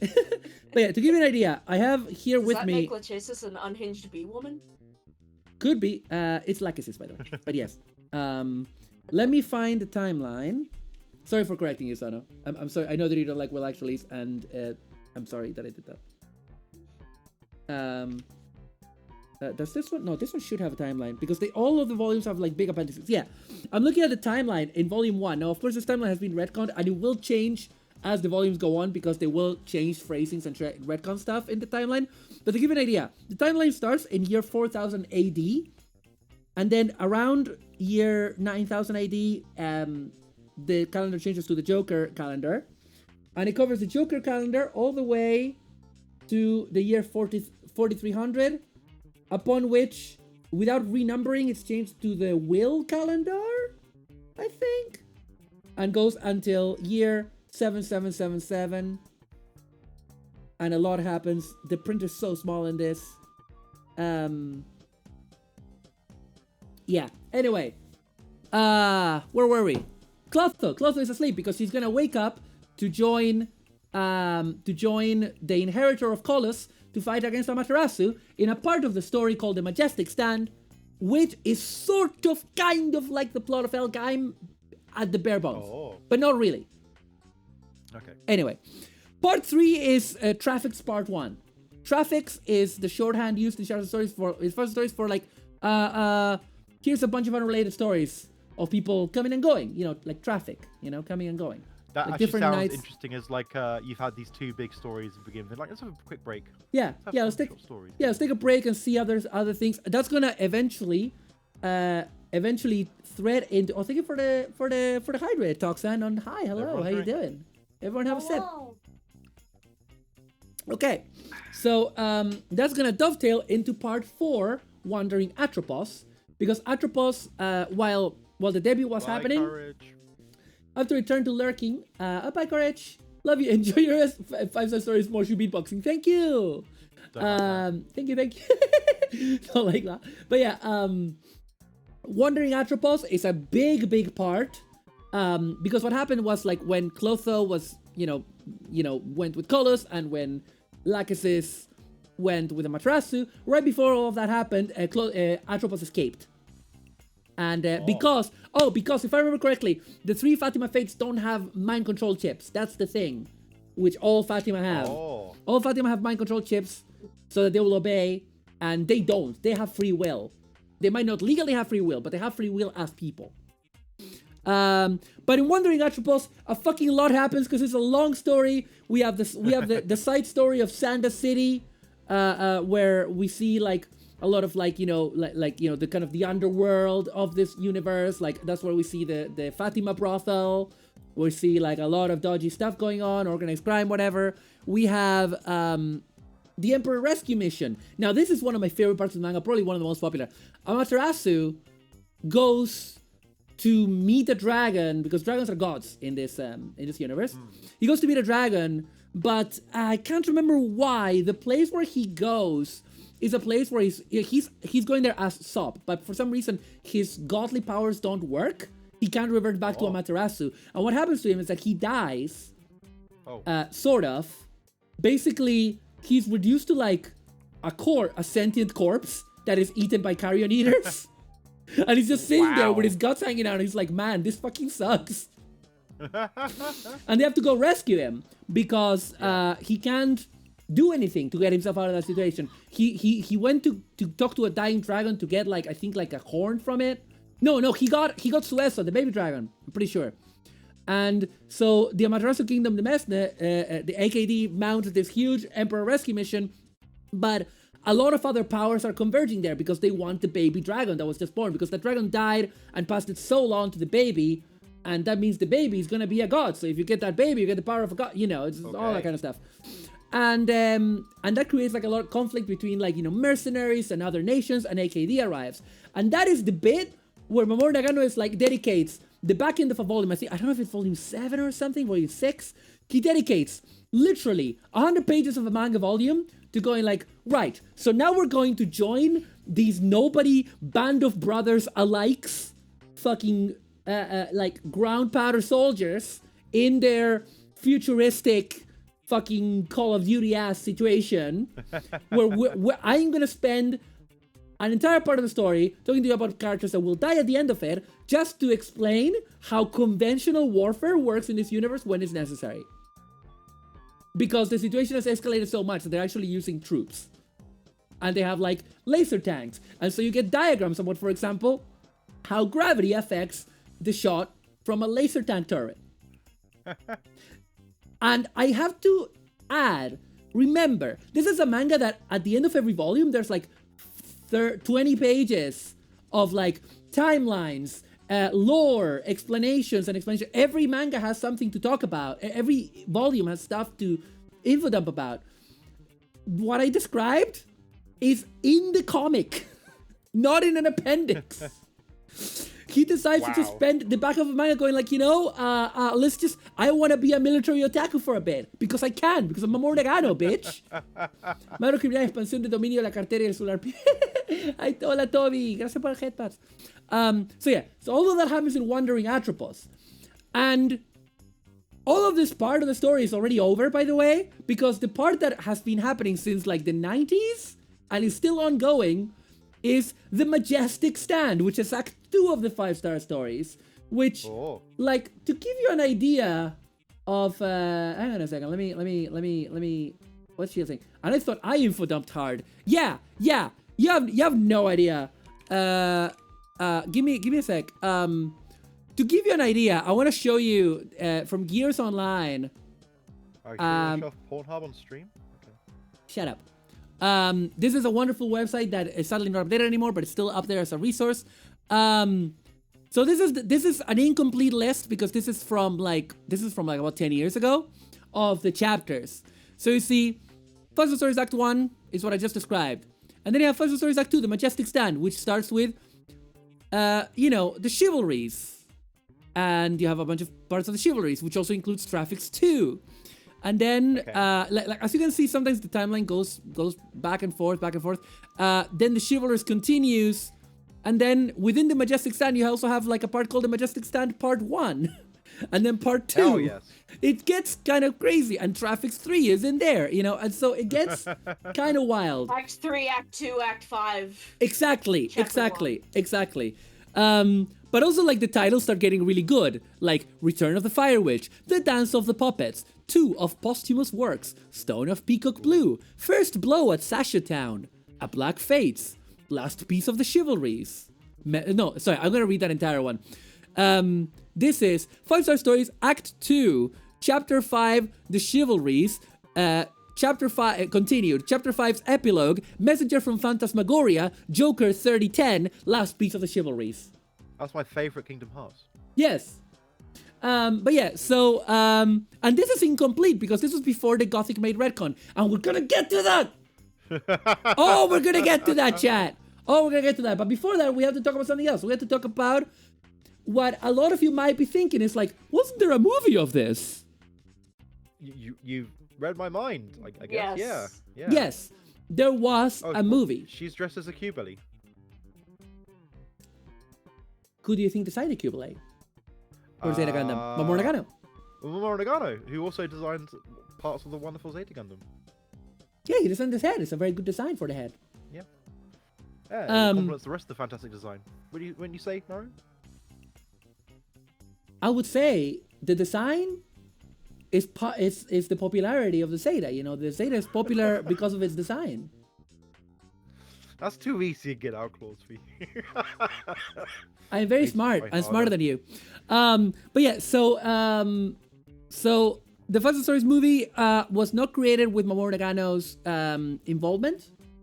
So people are usually asking, like, can I watch that instead of reading the manga? The answer is no, but you should watch it because I think it's a good movie. Now, this presentation will help you get into the mind of the movie because the movie does a terrible job at explaining its universe, despite being based on the first volume. What's the Zeta Gundam's charm points, Maru? The head. The head is really great. In my opinion, it's the best part of the design. A design that is so popular. And the head is, I think, a big part of that popularity. Thank you. So, the Fast Stories movie was... I didn't check who... Yeah, it was Sunrise. So it was Sunrise. And it was... it had character designs by... Nobuteru Yuki, later of Escaflowne, and it was directed by Kazuo Yamazaki. Kazuo Yamazaki, remind me? Was he not part of the original Gundam in some way? Am I misremembering? I am checking. I am checking. Sorry, I have to use my phone right now for this. Retired professional wrestler. I think that's the wrong Kazooie. One moment, please. Yeah, Kazuo Yamazaki, who did let me see. Lots of Urusei Yatsura. Lots of Urusei Yatsura, a lot of like storyboarding for City Hunter. Titan 3. Yeah, I don't think he's directed anything. Oh, he directed Kisuna Much Ado About Nothing. I don't know what that is. Worked on Dragonar. Worked on a lot of mecha anime. Directed Please Save My Earth OAV. Directed a bunch of OAVs actually. Oh, directed a Slayers movie. That's pretty cool. So yeah, he He was an animator on Gundam as well. Original Gundam. Yeah, there you go. Yeah, chief director of Urusei Yatsura as well, the main director. So yeah, so this movie it's been described as like kind of his version of the 5 stories as well as Nobuteru Yuki's version. It's much more romanticized. The idea of the Fatima is treated much more romantic. The Lachesis and Amaterasu are treated as a much more romantic idea. The movie cuts out the battle between the Black Knight and the Mirage Knight at the beginning. They only show it to you like a few kind of still images rather than the battle itself. Right. It only has one mecha battle at the end with the Knight of Gold. That's the Knight of Gold on screen. It's a beautifully animated movie. The music is great, but it's a much more naff and kind of romanticized version of the setting about like knights and kings and that. Whereas the 5 Stories is quite cynical about its setting. The 5 Stories is not telling you, isn't it great that there are unelected monarchs that have super soldiers? That's not what it is. Whereas the movie is like, haha, this is these are noble knights and kings and dastardly villains. And it's kind of more black and white. But it's still worth your time, in my opinion. We're gonna watch the trailer now. Let's go. Let's go. Let's get copyright struck. Audio Jungle.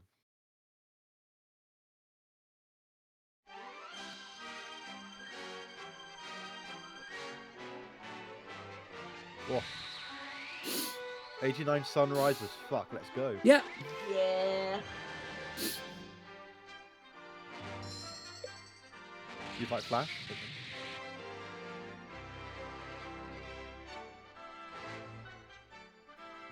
There he is.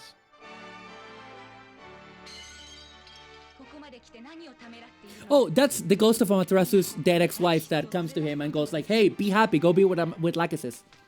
Oh. Basically. Yeah. Go fuck this robot. Yeah. Oh, this is the theme song. Hidami no Naka no Far Away. I love it. Ooh, hell yeah. Here we go, here we go. I love the Gyan.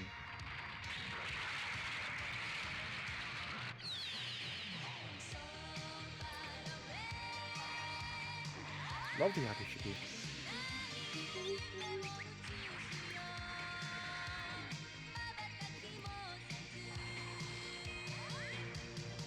So far away.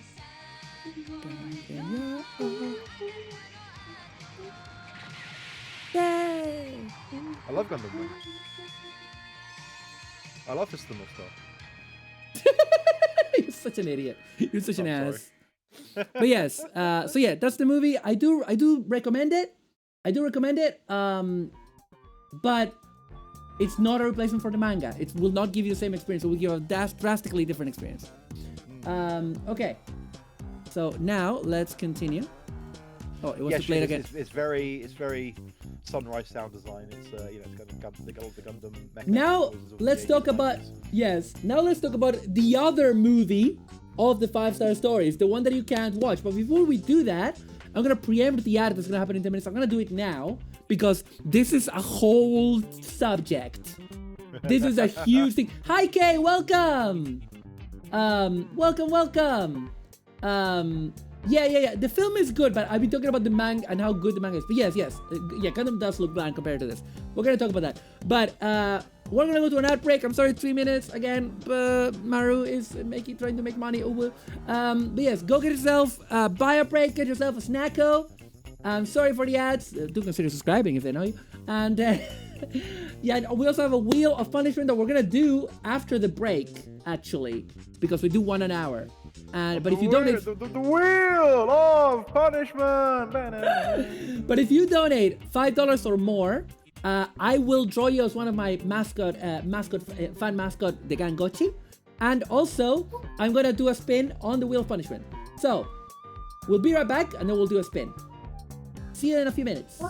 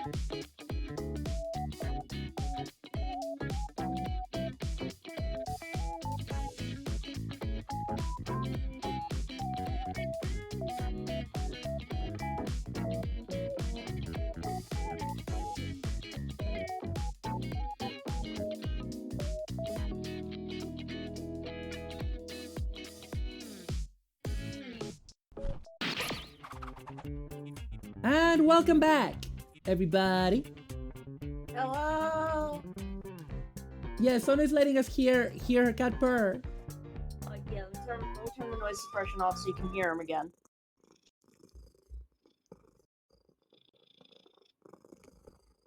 Oh my god.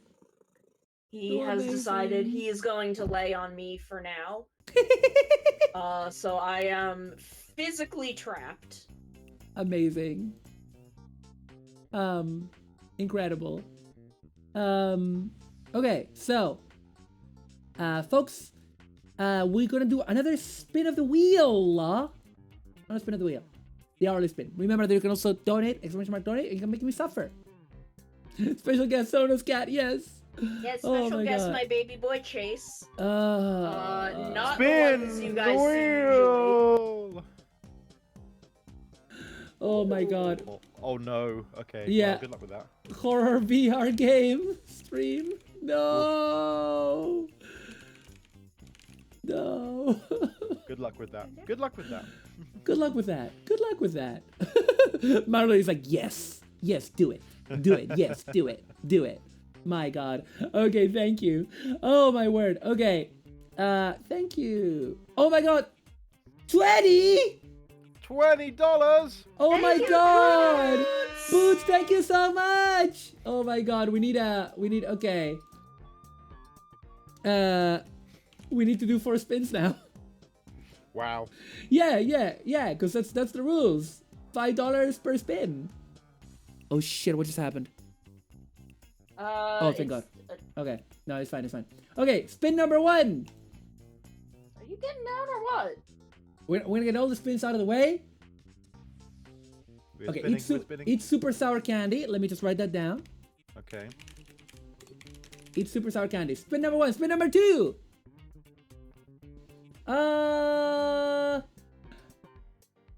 Another hour on the Fortnite stream. It's now gonna be 5 hours. Yeah. Oh my God. Okay. Oh no. 2 more. VR troopers. No, we already landed on that. Another made voice tweet. Okay, I'm going to let Boots choose if you want another made voice tweet or another spin. And I'm gonna do the last spin while you choose. And 10 more minutes of ASMR. No. Fuck me. Oh my God. 10 min ASMR. Can I do that tomorrow? I want the tweet, says Boots. Okay. Do you want me to say anything specific in the tweet? Do you want me to talk about anything in particular in the tweet?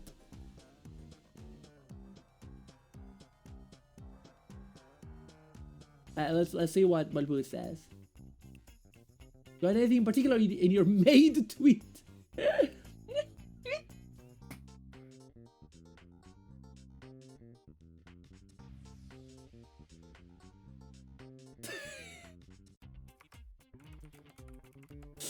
Oh God. Fucking hell. Boots? Anything in particular you want me to say on the on the made tweet? Let me think. Okay, I'll let you think. And we'll do the ASMR. We'll do it tomorrow because I want to rearrange myself. So let's leave it for tomorrow. That's okay. Fortnite stream 5 hours. Fuck me. Okay. All right. Let's keep going. Because we're near the end. That's why I wanted to just like not do the ASMR again. Okay. So now let's talk about the other anime movie. Because you might ask, hey Maru, I heard there was another anime movie of the 5-star stories.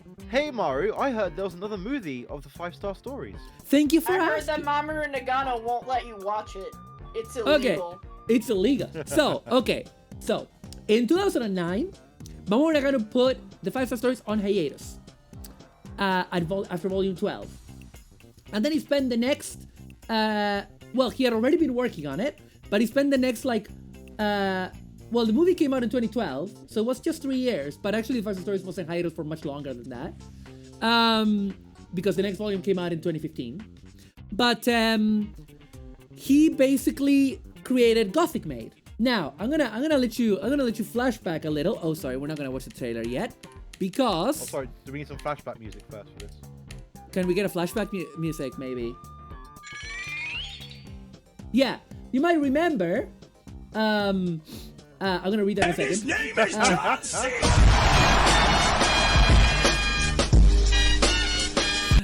So you might remember that this said director, screenplay, storyboard, original creator, character design, key animation, layout, photography on Hana no Uta no Gothic Maid. That is why the movie took so long. The man made it almost by himself. And now I'm gonna read what Boots said.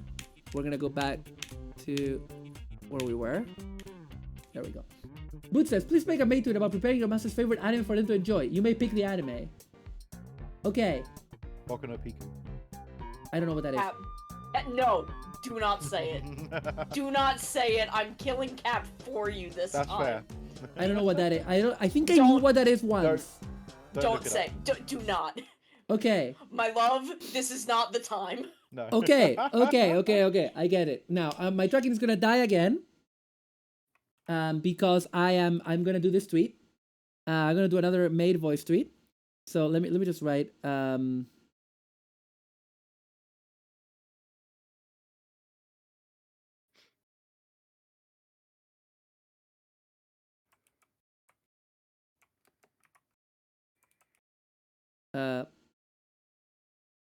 on. I'm just writing the tweet. People are just watching me write a tweet right now. Okay, let's record it. So I've prepared them their favorite anime. What would be a funny favorite anime? Not Boku no Pico, whatever. Yeah, whatever. no, I'm sorry. I know. I have it. This is only gonna work for the boomer otakus. I'm sorry. Yes, it's for okay. me.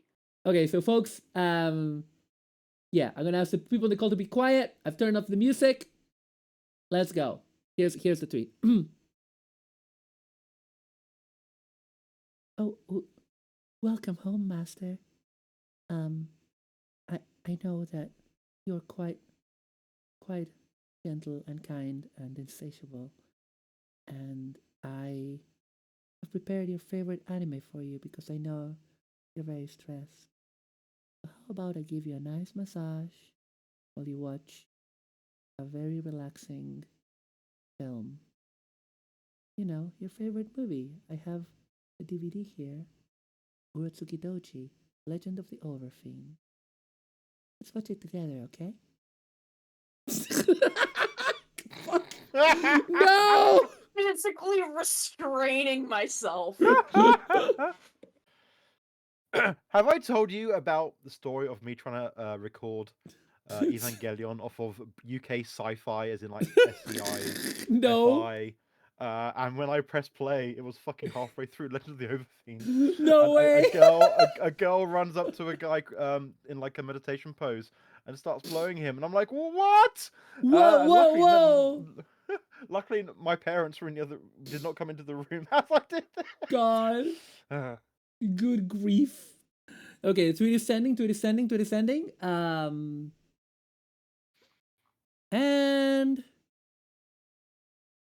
And it's sending. Oh, let me turn the music back on. Okay, it's been sent, so I can. There we go. I'm back. Wonderful. There we go. I'm back. Okay, so. Oh my god, now that's done. So the guy spent ages making this film, which is why it has kind of very minimal animation. It's pretty, but kind of minimal. And Mamoru Nagano decided that he only wanted the film to be available in theaters without an international release.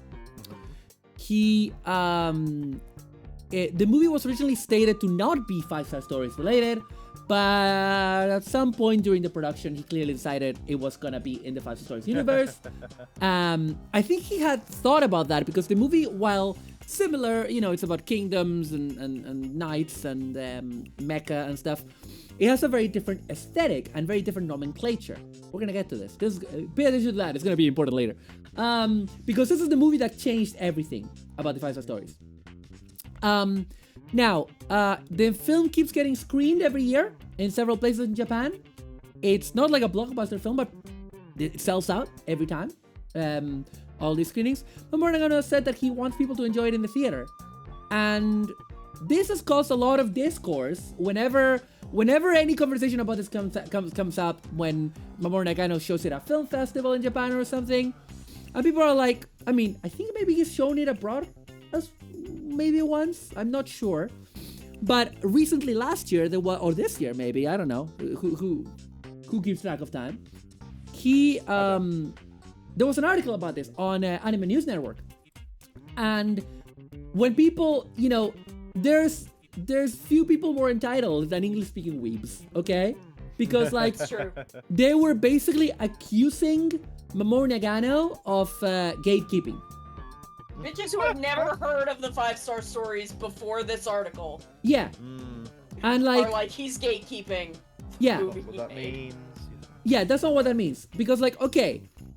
am I, as a fan of the 5-star stories, as a fan of Mamoru Nagano, as someone that has like an entire shelf of 5-star stories volumes and art books, am I as upset? Someone who is doing this PowerPoint. Doing right this PowerPoint. Am I upset that I haven't seen this movie and I can't watch it and I can't even watch a fan sub because it doesn't even have a domestic release in Japan?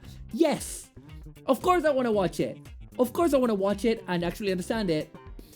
But here's the thing. This is an artistic creation by an artist. An artist, art, despite what you may have been led to believe, is not a product. Okay? If Consume an content artist and move on to the next content. Exactly. An artist has a right to decide in which situation and context you will be able to interact with or experience their art. Okay? So, yes, a lot of manga and anime, most manga and anime is hugely commercial, so it gets released everywhere. You can buy it, you can buy merch of it, you can buy merch of the 5-star stories. He has commercialized it. There are figures and there are all sorts of merch that you can get. You can get postcards, you can get posters, you can get acrylic stands, you can get all sorts. You can get models, so many models. But Mamoru Nagano himself, he's like, I want people to experience this in theaters. And as a creator who directed the movie, and it was, yes, it might be crappy for other people that worked on it, like the voice actors and stuff. I will say that, that may be a bit crappy. I don't know the discussions that took place behind the scenes. You don't know if they're okay with it. They're probably okay with it. This kind of stuff is not usually something the actors can ever influence anyway. So many voice actors will do roles in things that never get released anyway. So Yeah. And honestly, this movie, while it's not considered like a masterpiece at all, 5-star stories is something that has a pedigree in Japan. When Volume, I think it was 15 or 16. No, 17 just came out. I think Volume 16, when it came out, The Wicked came out, it was like top 5 in the manga Oricon charts for manga volumes. It beat like a bunch of shonen manga. It was like, I do remember it was above some very popular manga you will have heard of. The 5-star stories is not, it's niche in Japan, but it's not like unknown and super niche like it is in the English speaking world. It is known, it is like a known quantity. But yes, the movie changed everything. Because Nagano decided, hey, I prefer this way of the look that I gave this universe. I prefer all of these things that I've done with this universe. And so everything is going to change. But before we do that, we're going to watch the trailer for Gothic Maid. How about that? Yeah. Of course there's a trailer. It's a movie that released in theaters by like a company. Okay. There are trailers, of course. It's, but yeah, let's watch the trailer. Let's go. The official Japanese trailer, in fact. It's at 720p because it's very old.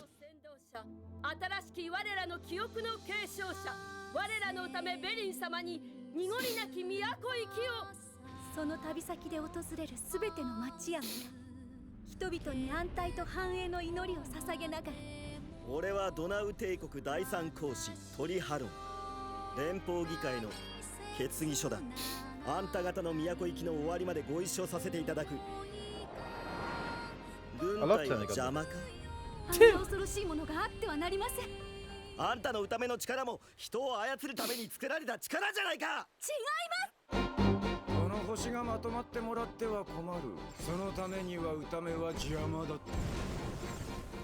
皇帝この騎士団第一艦プグルッペ、戦闘態勢に入れ。 GTM スタンバイ。来たか。ゴティックメイド。殿下を援護しろ。俺の改善をセーラーの左500メートル先に打ち出せ。まだか。Those Mecha designs are sick. 花の種ですよ。こうやって自分の生まれた土地から都までを花の道にしたいと。ごめんよ、レリー。狙われていたのは君だけじゃない。5スターストーリーズの長野守が送る究極のロボットアクション。君を守るのが俺の仕事だ。殿下のゴティックメイド。氷の蝶。God, I love a slutty robot. 花の歌ね、ゴティックメイド。なんて美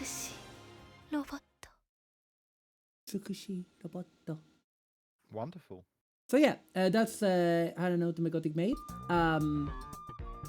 And like I feel like if you're not deep in the 5-star story sauce, you may not realize how many changes there are. But actually, there were more changes than in the manga. The manga aesthetic has been evolving towards this for a long time. If you compare the early mecha designs in 5-star stories, they look a lot like something out of like Elgaim, like maybe more detailed. If you look at stuff from like the 90s and the Majestic Stand era, that's when you start getting all the high heels and really skinny bots. Yeah. And then at this point, they go full skinny, and this is a completely different aesthetic for the mortar heads. They go really, really different. Like a lot of transparent parts, a lot of this. Yes. And the thing is, the Gothic Maid reboot, the Gothic Maid retcon, sorry, not reboot, it's not a reboot, it's retcon. Sidebar to this. Hang on, I need to, sorry, there we go. Sidebar. A lot, there was a republishing of the 5-star stories in Japanese called 5-star stories Reboot.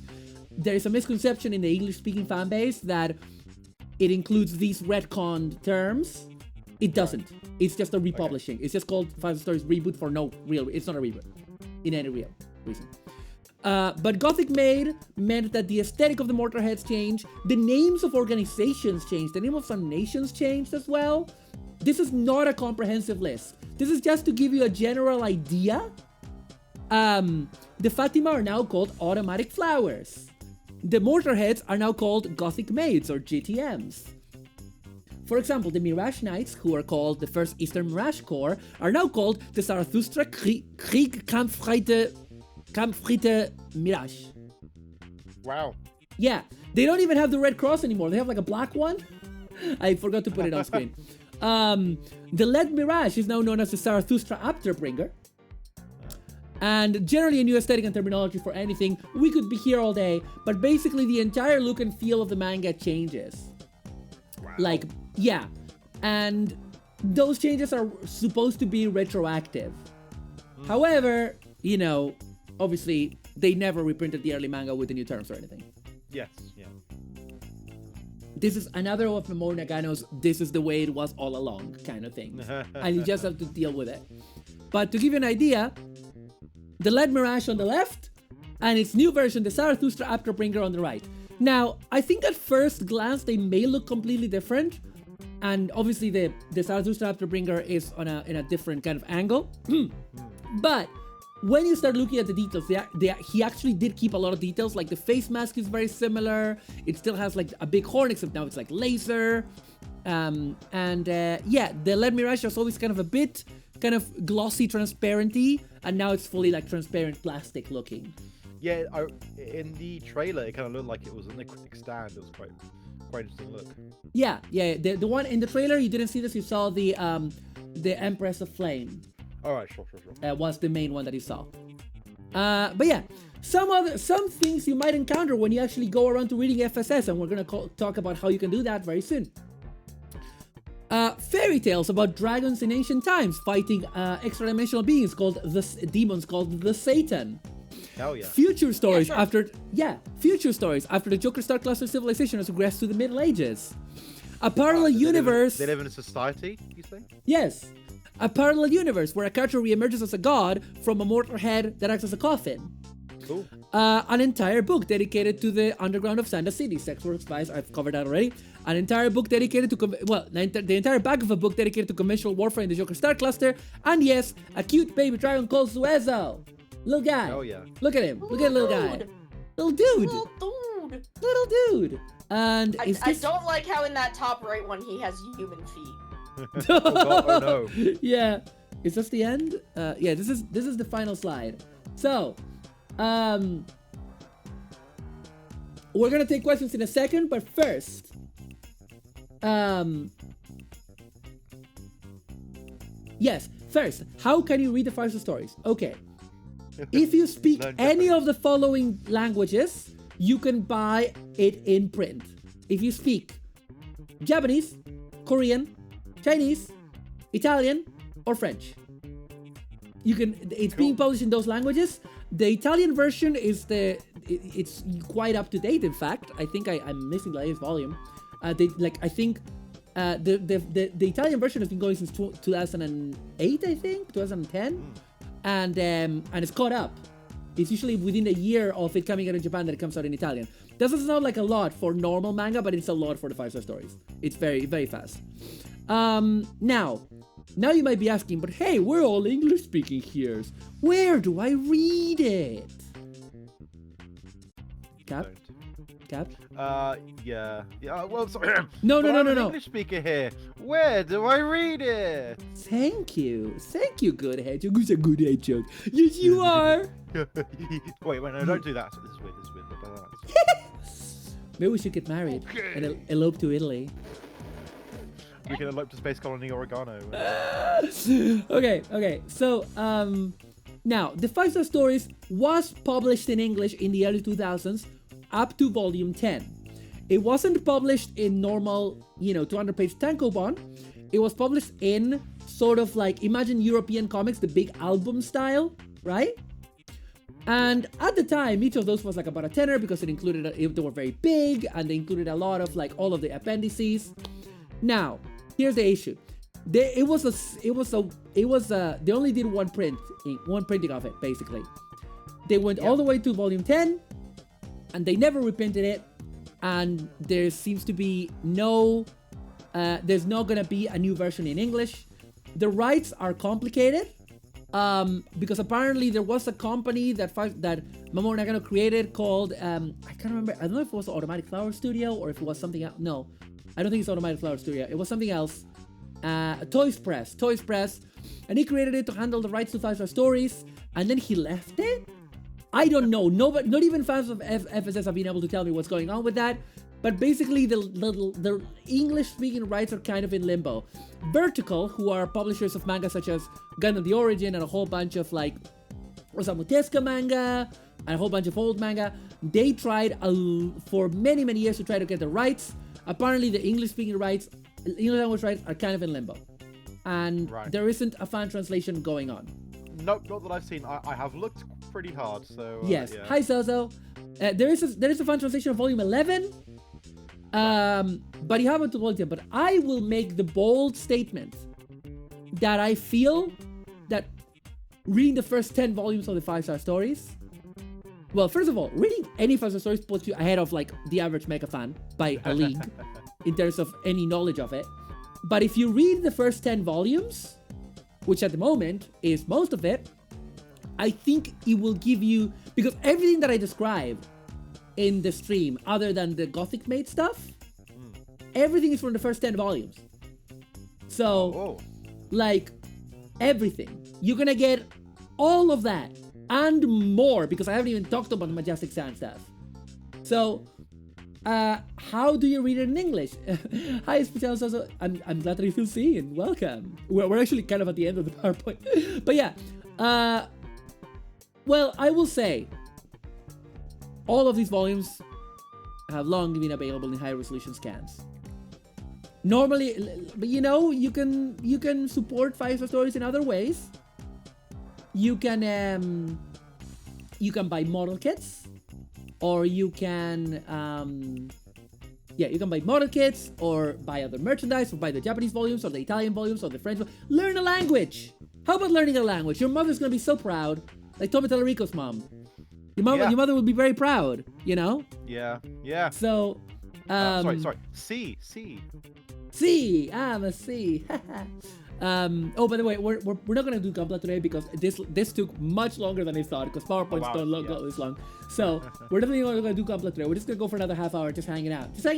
Okay? We're gonna hang out. Just hanging out. Yeah. Also because I don't want to rejig my desk for Gunpla. But anyway, so what else? Yes, so you can find those scans. They're available in your, whatever.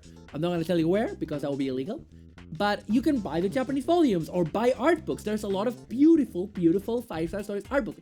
In fact, that's what we're gonna do for the rest of this stream. We're gonna look at fucking art books. Oh yeah. How about that? You happy with that? Yeah. Yeah. Okay. I'm never happy, but I'll be happy enough. Okay, good. So what I'm gonna do is I'm gonna go to archive.org. archive.org. Yeah, because they actually have a lot of the art books up there. But yeah, so I'm gonna just show you some art books. How about that? Okay. And but yeah, before we go to that, I will take questions from both the audience and nice, Sheila, to both the audience and the voice chat. Any questions? Fire them out. Do you think the Fatimas ever explored each other's bodies? Probably. I can't really tell you how much that. Yeah, there's not a lot of. It's not super. It's not very gay, I would say. Oh. Sadly. Boo. Yeah. Like you do get like there's like Fatimas can be male. It's very, very rare, and there's at least one male Fatima that you see, and I'm sorry to tell you, it's paired up with a woman. Well, any tips before starting reading this manga? The English edition is actually really good because it includes a lot of explanatory notes, more than the Japanese edition. This is the kind of manga that you either get into the world building it's doing or you don't. Don't get me wrong. This manga is not all world building. It's all characters. It's all humor. It's all meta humor.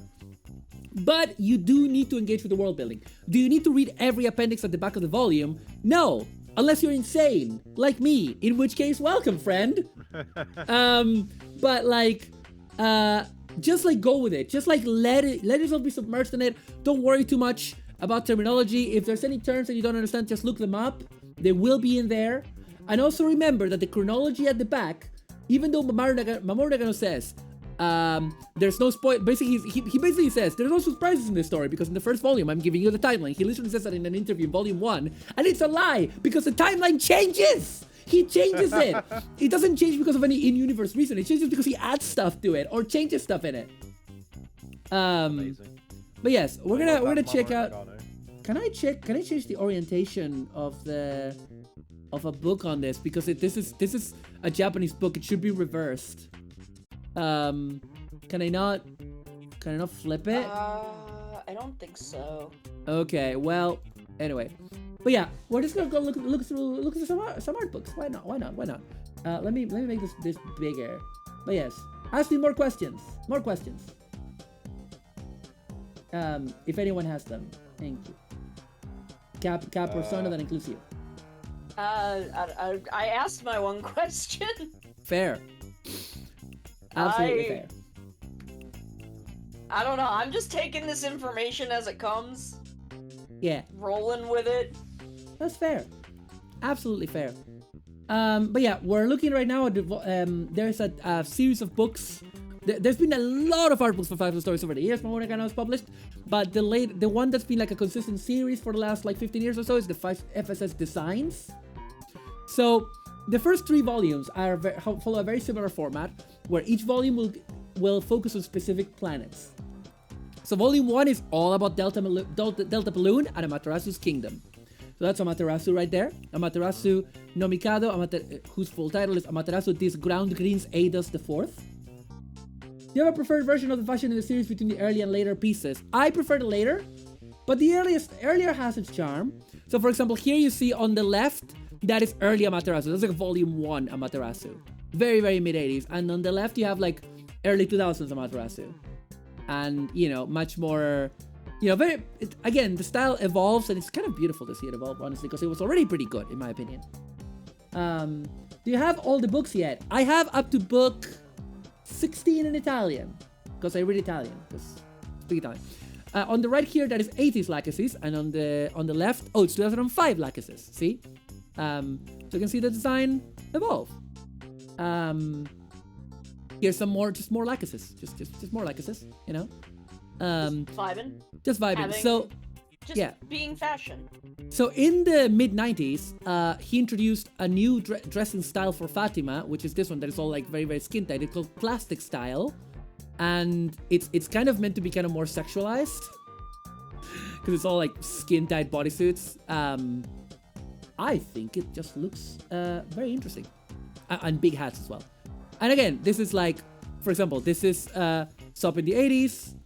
a slightly more modern Sop in the mid 90s. Sop as a child, aka Amaterasu as a child, and also Sop when he decides to be Lady Sop, because why not? He sometimes needs to be Lady Sop.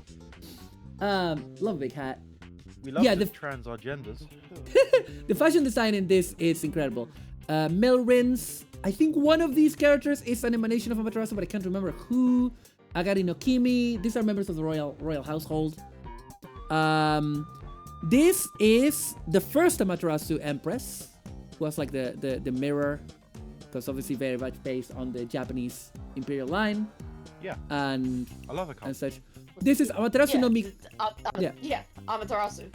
Yeah, this is Amaterasu no Mikoto, who I believe this was Amaterasu's mom, the 83rd Empress Amaterasu. Anyway, more members of the royal household. We have Washa Kodante, Aisha Kodante. No, we're not gonna go through all of these. Who's one on the left? She can kill me, and I'd be happy about it. This is Warsha Kodante. I think she's the daughter of Aisha Kodante, and she's also a Mirage Knight. If you see anybody with the blood cross on their outfit, they are part of the Mirage Knights, or at least affiliated with AKD, but generally a Mirage Knight. This is Amaterasu's dead ex-wife. Sorry,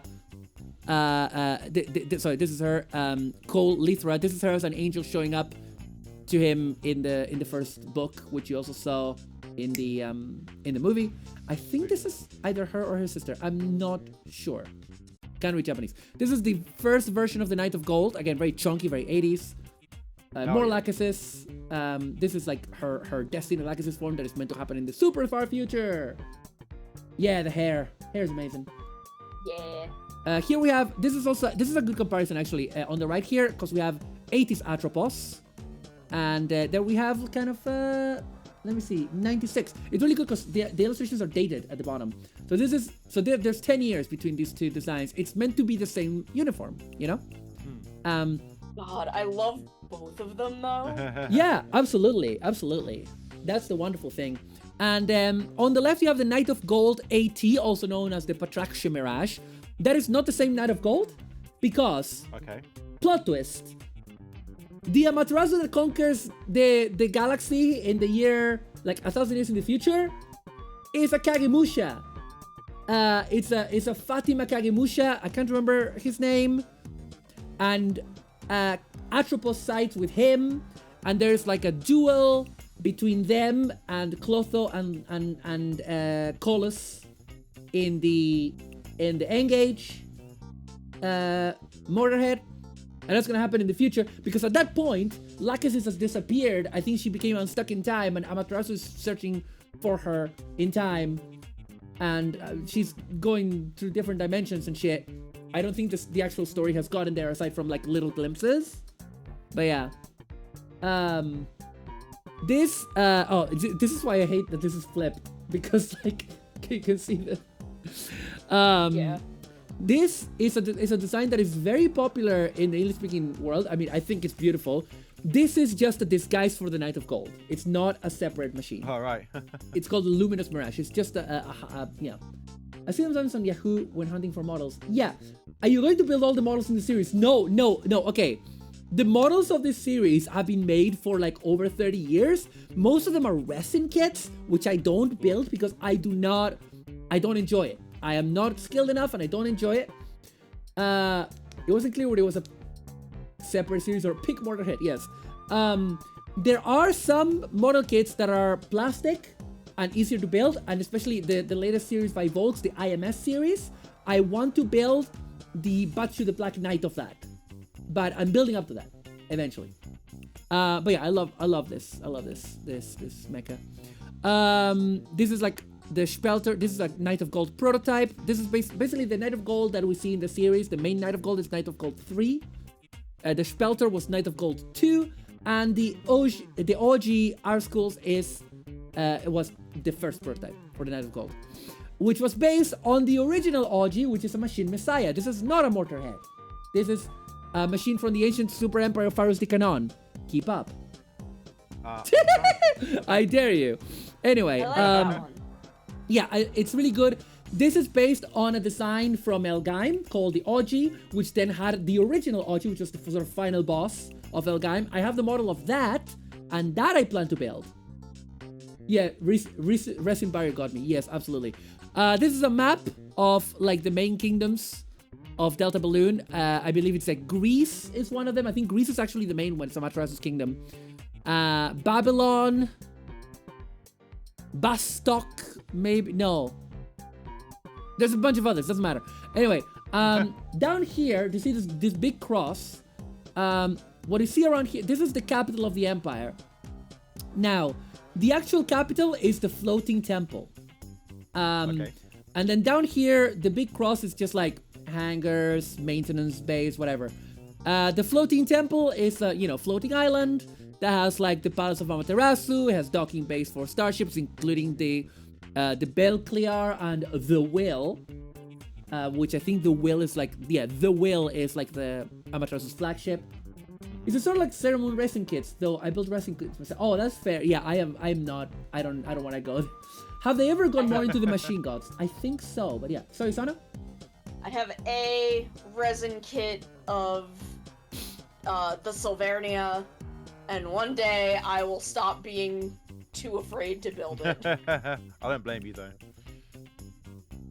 But yeah, Float Temple, basically the capital city with a big palace and stuff, and the Mirage Palace, it's called. Where does Knuckles look after the Master Emerald? I'm gonna ignore that. So then, and now, so yeah, now we look a bit at the more. Yeah, so you see, like, that's chunky mid-80s LED Mirage. That's like 2000s LED Mirage. You see how it becomes like svelte, and the heels come down, and all that. Yes. This is what a Fatima is meant to. This is the kind of thing that a Fatima is meant to wear in public. In theory. Here we have more details, like the Fatima cockpit and stuff like that, and just like some Fatimas, some. Oh, this is the Jacked Mirage. This is like the big monster prototype that Amaterasu built, the most destructive mortar head he's ever built. Also here it's presented with the Twin Towers equipment. Yes, it's named after those Twin Towers. Yes, this was made way before 9/11. Thank you. This was made in the mid-80s, actually. This was an early illustration as well. So this is like, I don't know if there's a good scale without mortar heads. This is twice as tall as a normal mortar head. So we're talking about like Psycho Gundam size. Ah. I could still call them. That's true. Yeah, this, the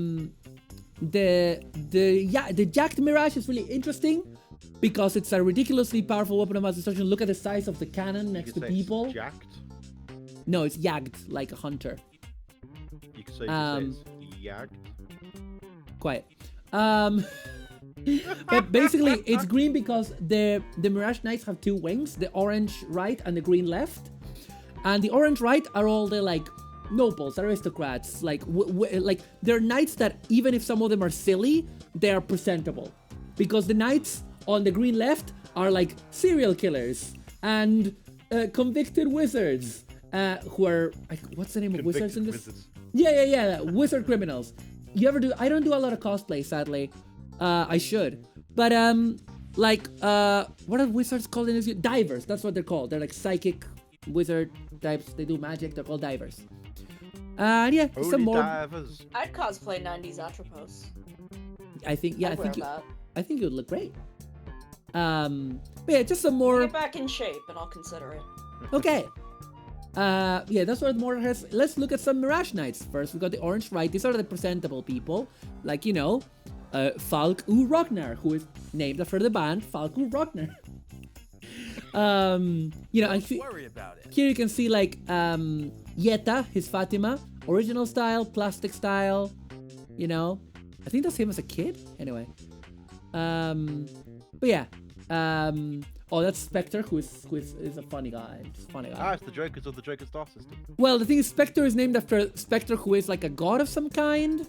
But yeah, these are like the funny guys, the funny dudes. The funny little bitches. Funny little bit. And yes, this character, and yes, this very serious-looking Wolverine-ass character is called Land One Speckhorn.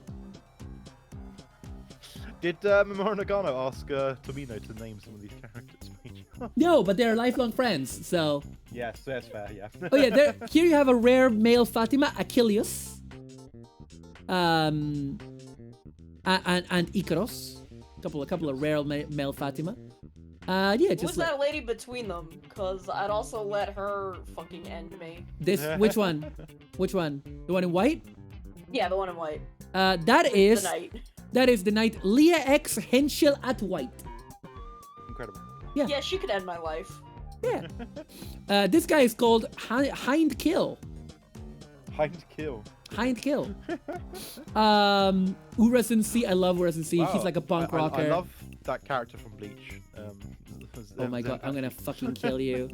But yeah, lots of different fashions. The character, the knights of the Mirage Knights are not all from AKD. A lot of them come from different countries. The plastic style has a lot of jester energy. But yeah, here's some more. It's Yeah? it's sorry, I forgot the name. Seiya. Seiya. Pegasus Seiya. Pegasus Seiya. Pegasus Seiya. There we go. Couldn't Like- remember his That name. girl with Oh, the it's lesbian Hero- haircut fucking owns. Yeah. Oh, this girl. Yeah, that's Michelle Yeah. Halon. Yeah. I love the kind of woman that will actually just kill me.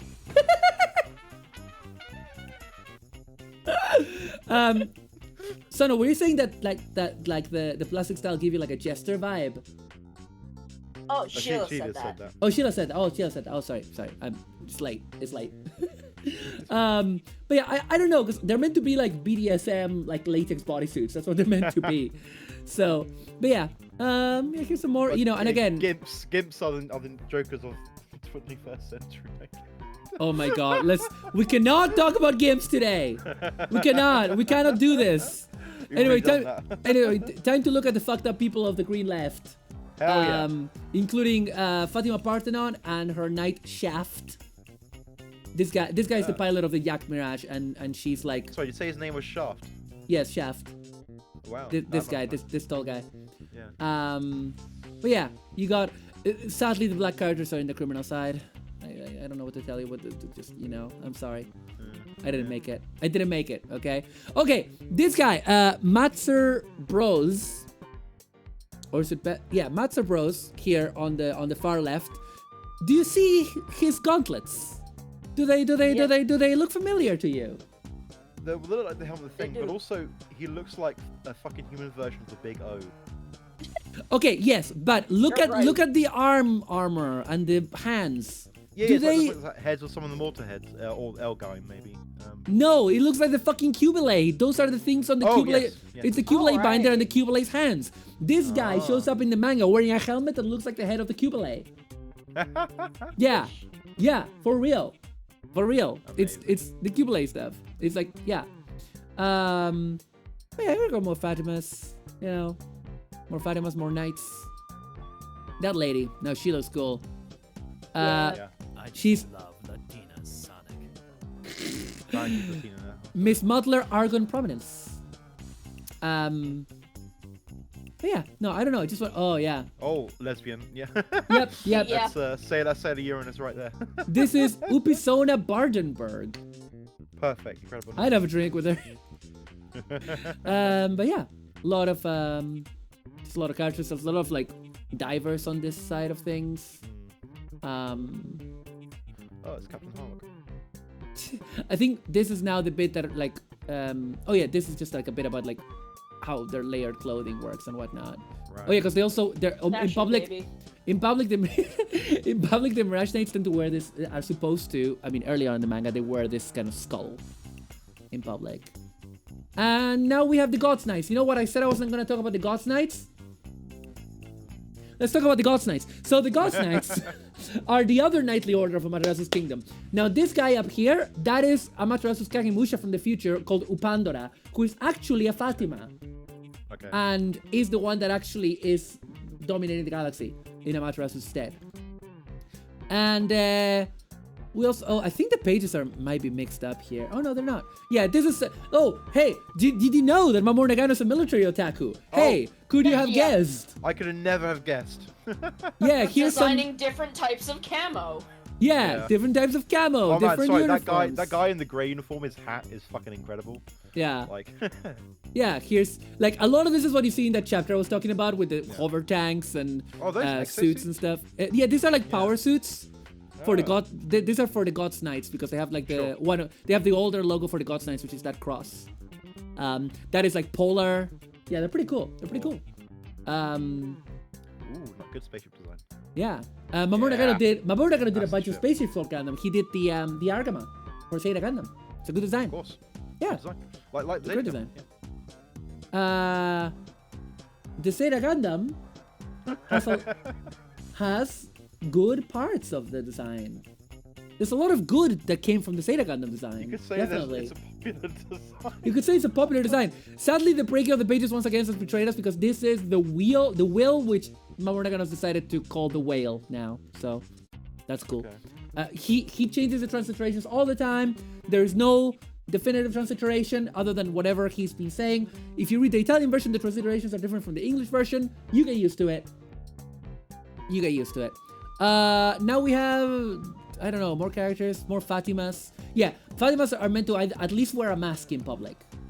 At the very least. Very Saint Seiya. And here's some more illustrations. Yeah, some more deities. Lady riding a dinosaur with a cheetah. Love Yeah, to because, see it. because why not? Okay, this image, again, was made for that El Gaim art book that I was talking about. As were these images are all from that El Gaim art book that I was talking about. You see how that mecha called the Knight of Gold isn't even named there. This is a Manticore. Manticore mention. Manticore! Manticore real! Yeah, Manticore real. This is what Mamoru Nagano thinks a Manticore look like. Yeah, close enough. You know, Scorpion Tail is there, and the Scorpion Tail also has like eyes and looks like a snake face. You know? It's great. It's got a big lion mane. It's got the lion mane and the scorpion tail. Those are the most important parts. Yeah. Where is your big sail to keep yourself course on it? Yeah. Okay, there is actually an answer to that. But that is a part of the design that has not been revealed yet. Okay. This is a commander of the Satan, who are ancient demons that were driven away by the dragons. There's a whole part that is like a storybook that tells you about it. This is Kallen, who I think is the son of Amaterasu and Lachesis from the future. Uncertain. It's been a minute. And yeah, that's the end of this. Oh, this is not a specific. It's kind of meant to be Lachesis, but not really. And you see that black cross? That's the new version of the cross. Because in the new reboot, the blood cross is an actual sword that they use. And this is the new cross of the Mirage Knights. How we do? We have 10 more minutes. Are you guys game for 10 more minutes of this? Yeah, Let's go. Let's go. Okay, let's choose. By the way, chat, there's still time for you to donate $5 or more for a spin of the wheel. And we're gonna spin one before. And actually, we're gonna spin one before we end. Of Batsu. Because there's one per hour, and so one to end the stream. I'm gonna spin it right now. While I load up. Would you guys prefer more 5-Star Stories designs, traditional, or some Gothic Made looking designs? Let's do some Gothic Made. Yeah, let's get some Gothic We Made. did 5-Star Story. Let's do some Gothic Made. Yeah, so before we go into that, I am going to spin the Batsu wheel. Batsu wheel reel. One time. Remember, if you donate, you can make it spin again. But also, we're gonna be back tomorrow, so there will be more spinning the wheel tomorrow for the final day. That's gonna have the year in Maru. But yeah, we spin now, and we get Ghost Pepper. Whoa! Oh no! Yay! We're starting and ending with Ghost Pepper. It's like poetry. It rhymes. Okay. Ghost pepper sauce going on. Okay, a little bit more. Not be complete chicken shit. There we go. One final drop. Okay, there we go. That should be enough. In it comes. It tastes really good. Oh, there it is! Oh my god! No! Oh my god! Rip in Pit Maru. See, Oh my God. I can't do this. I can barely handle flaming hot Cheetos. Oh my god! I'm already eating bread, I'm sorry. The thing is, this feels like... Do you know how it was like adding more and more Tabasco over like hours, right? And it accumulated. This feels like I have fast forwarded an hour of doing that on like, except instead of doing it with like 5 or 6 chips with a lot of Tabasco on them, I did it with 1. I suppose I got it person. Ah, that's in fact rhyme with I got it person. At least this is tiger bread though. Tiger bread is fucking fat. Yeah. Wait, let me. Yeah, let's look at this universe after the redesigns. What does it look like? Oh, okay. This one actually flips left. Thank you.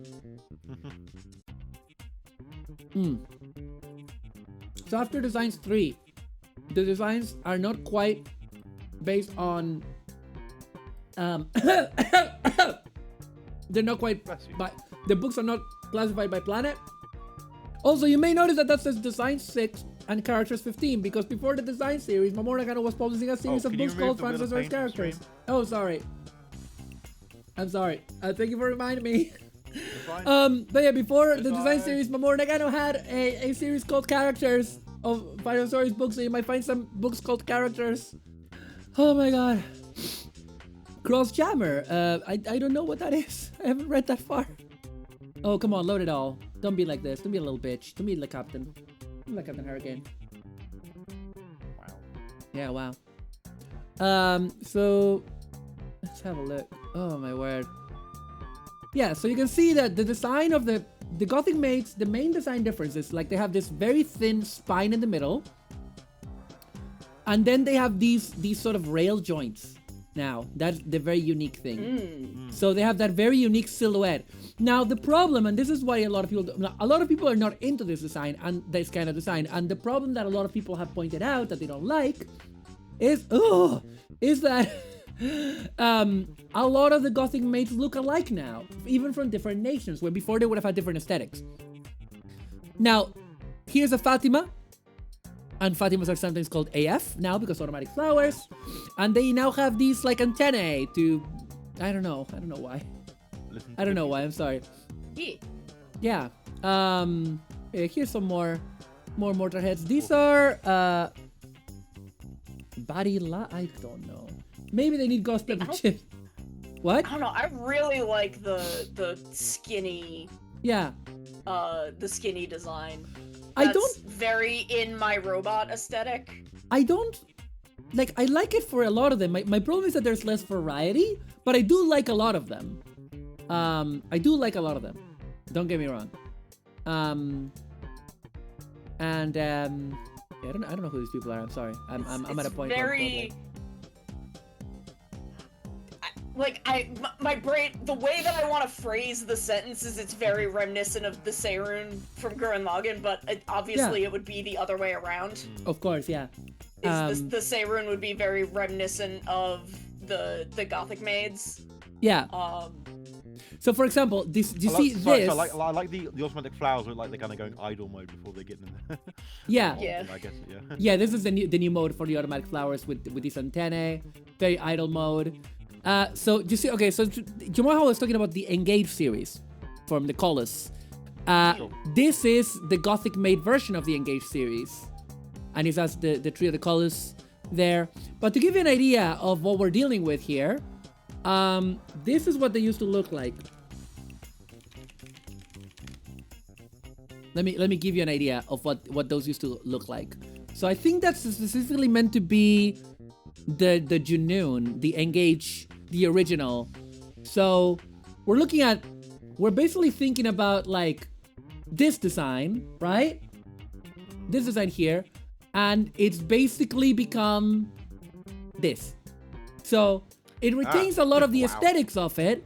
It retains a lot of ideas of it, but it goes to the kind of more, you know, the more the more common aesthetic for GTMs, which again a lot of people are not into. The thing is, Mamoru Nagano, this manga is his creativity, it's his creative outlet, it's his universe that he's been developing for so long, and he just reboots it because it's his. He puts like what he wants on the page, kind of thing. He's not restricted by anything. You know what I mean?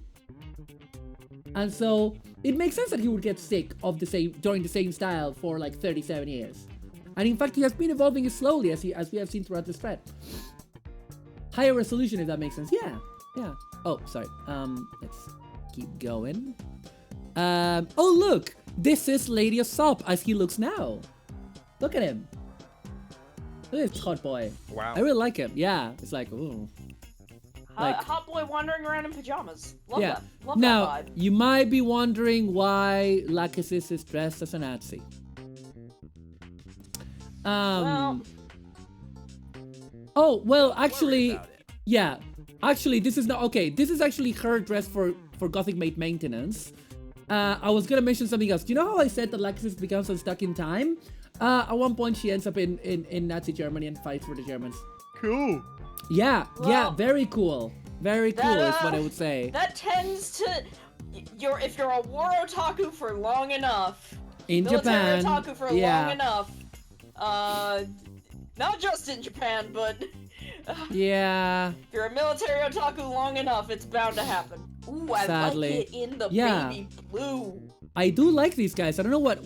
Let me look at the nation they said they were. They're Empire Rosso. I'm not familiar fully with them. They might be a renamed empire for all I know. But I like their vibe. I like the sort of violin kind of look they got going. I like this guy. That's an Imperial Guard.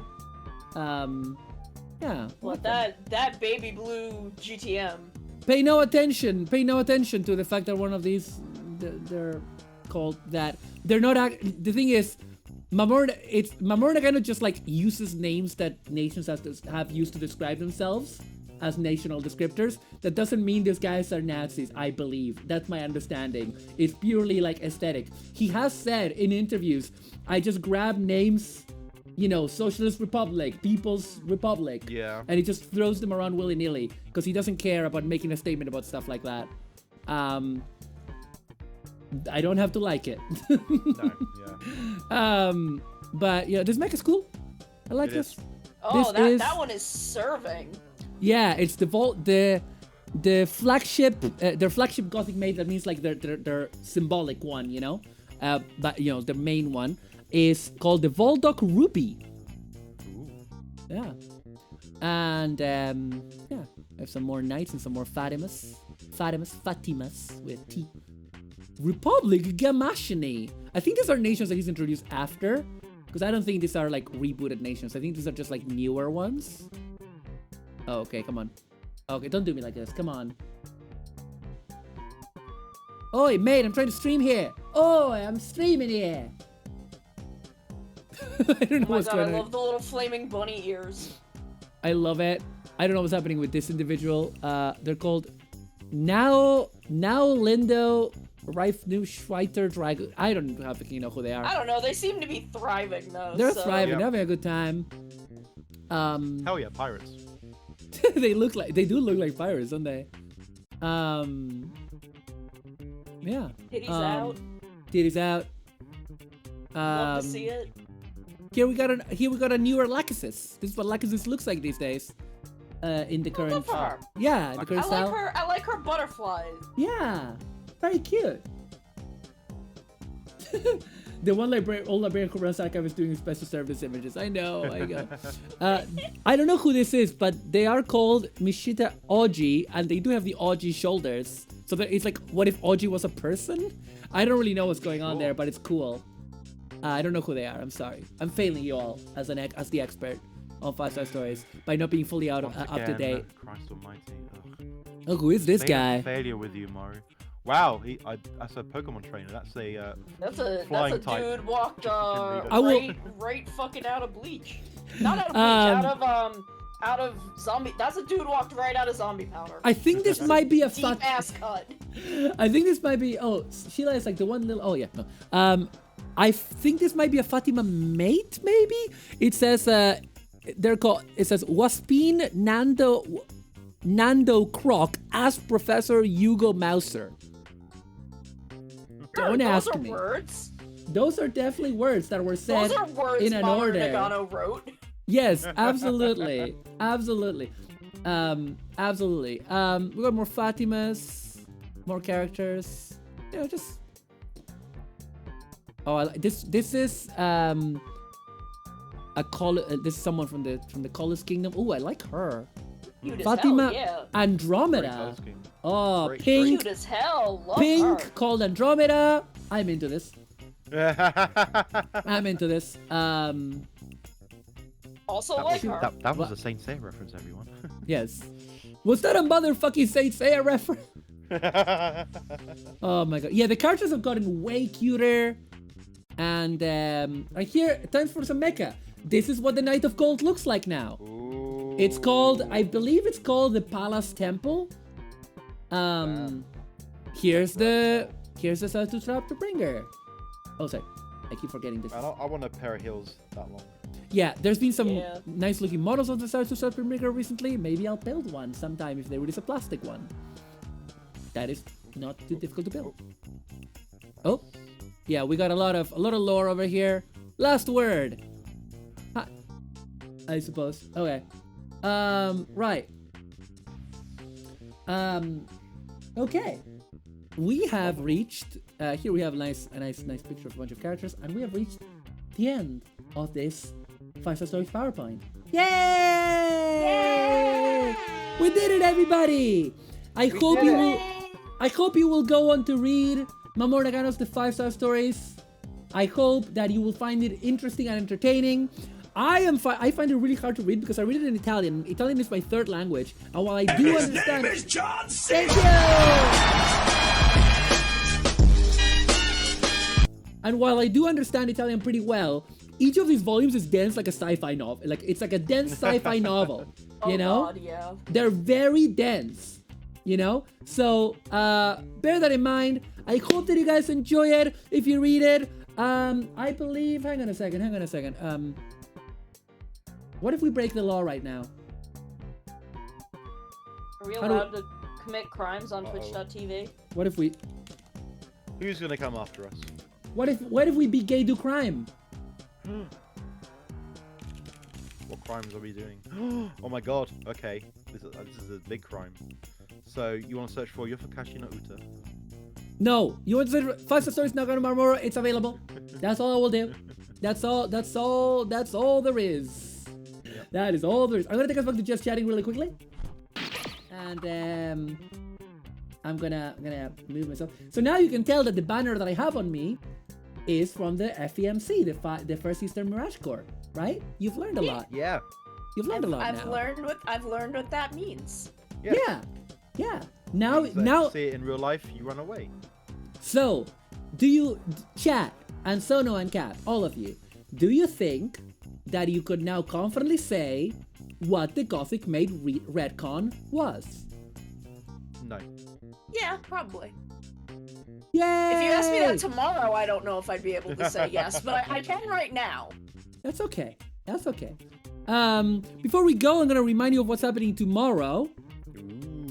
Tomorrow we are let me just get the schedule. That's the schedule.